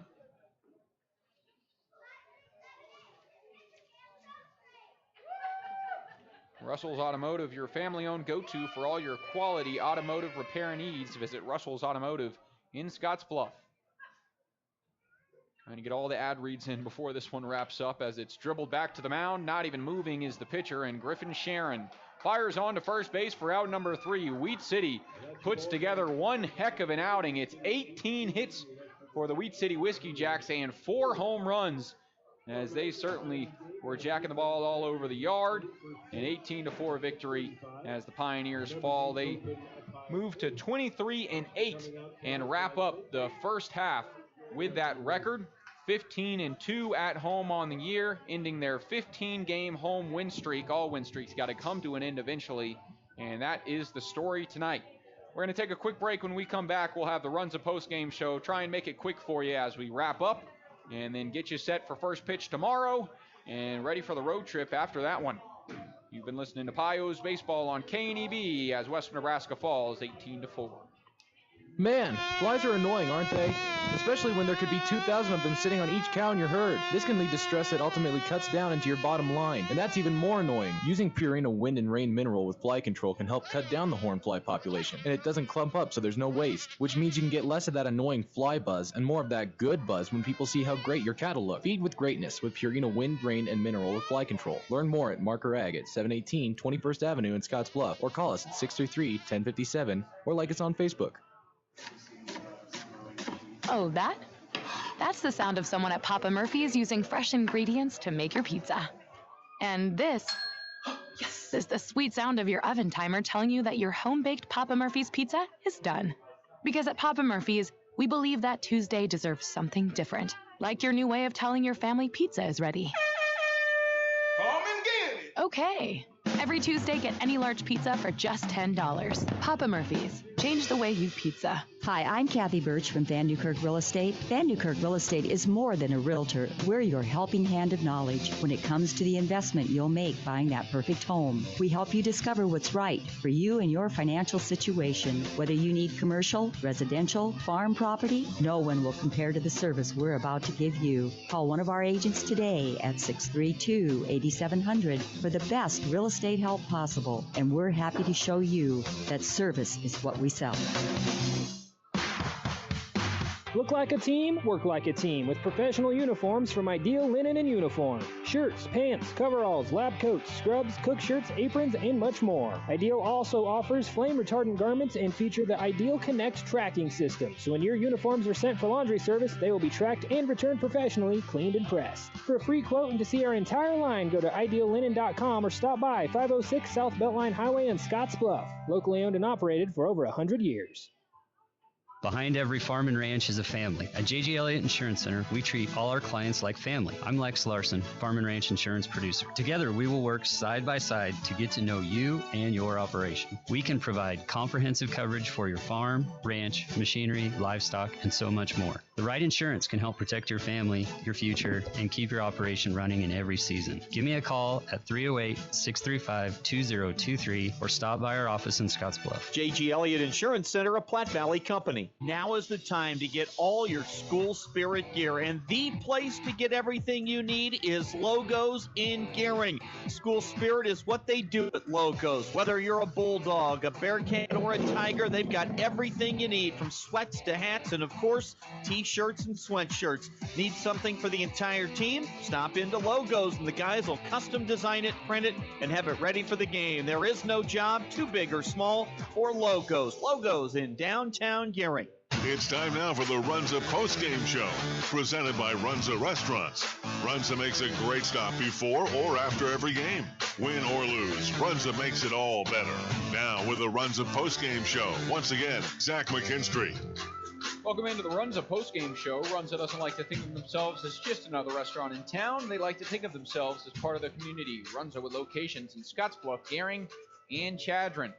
Tough one tonight. Pios falling 18-4, being out-hit 18-7 in this one after a stellar outing by Wheat City Bats, featuring 4 home runs, one coming by Jake Gilly, who currently leads the team in average hits and doubles. He added to those lines today with a 3-for-4 afternoon, 4 RBIs and a run, as well as the impressive outing from Caleb McDowell, 3-for-4, 4 runs for him, 3 RBIs, and a pair of home runs for him, as Wheat City ran away with this one, an 18-4 ball game. Let's look elsewhere around the Expedition League, as it was a day of heavy bats all around the league.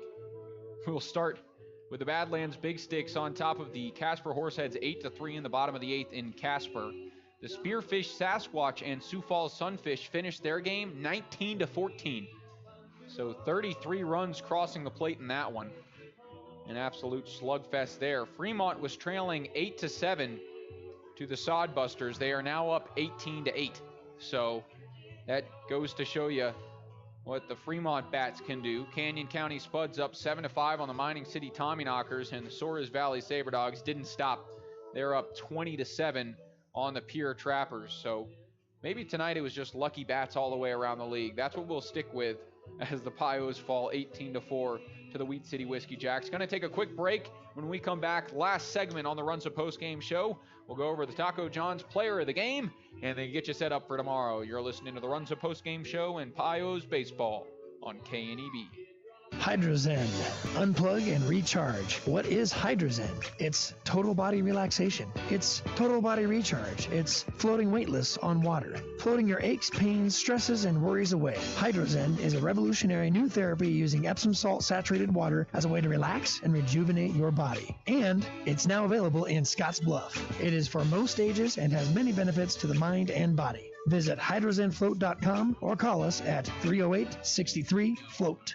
Whether you're beginning to look for your first home or your fourth, getting pre-qualified for a mortgage loan could make your home search more efficient and effective. Getting pre-qualified could give you the peace of mind that comes with preparation and knowing where you stand. Better yet, pre-qualification is free and comes with no obligation. Call Jennifer at Castle & Cook Mortgage at 308-220-0503 to get started today. Castle & Cook Mortgage, LLC, NMLS ID 1251. Jennifer Brianne Urdialis, loan originator, NMLS ID 1059626. This is not a commitment to make a loan. Not all who apply will qualify. Equal housing lender. Inventory, supply, demand, marketing, human resources. It takes a lot to manage your business. But when your team includes the professionals at E&H CPAs and Management Consultants PC, the burden is lightened because you know the accounting, tax planning, valuation services, even litigation support, and exit planning are taken care of. Troy Hilliard, Seth Cobalt, and Lindsay Matthews bring years of experience in guiding your business. E&H CPAs and Management Consultants PC, 2021 Broadway, innovative, trusted, proven. KNEB 960 AM and now on 100.3 FM. Back here on the Runza postgame show, time for our Taco John's Player of the Game. The Player of the Game is brought to you by Taco John's of Scottsbluff and Gering. Make Taco John's a game day tradition by unwrapping the original before or after every game. Not what you want to hear, but the Taco John's Player of the Game is in a blue jersey tonight as the Wheat City Whiskey Jacks DH Caleb McDowell, who was 2 for 4 last night with a run and RBI. He absolutely turned it on tonight as well. 5 plate appearances, 2 home runs, a single as well. So a 3 for 4 afternoon. Had a walk, 3 runs, and 2 bombs combined with the 3 RBIs for him as he continues his stellar season and earns the Taco John's Player of the Game honors here tonight. So the Pios fall 18-4 to the Wheat City Whiskey Jacks, but back again tomorrow night for the rubber match, Game 3 against Wheat City at home as they try and bounce back, win the series, and start the second half of the Expedition League season hot with a win.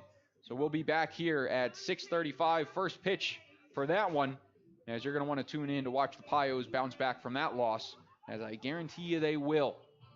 For everyone involved in the broadcast tonight, thanks for listening. I'm Zach McKinstry. We'll see you tomorrow at 6:35. This has been the Runza Postgame Show, presented by Runza Restaurants. Runza makes a great stop before or after every game. Win or lose, Runza makes it all better. Today.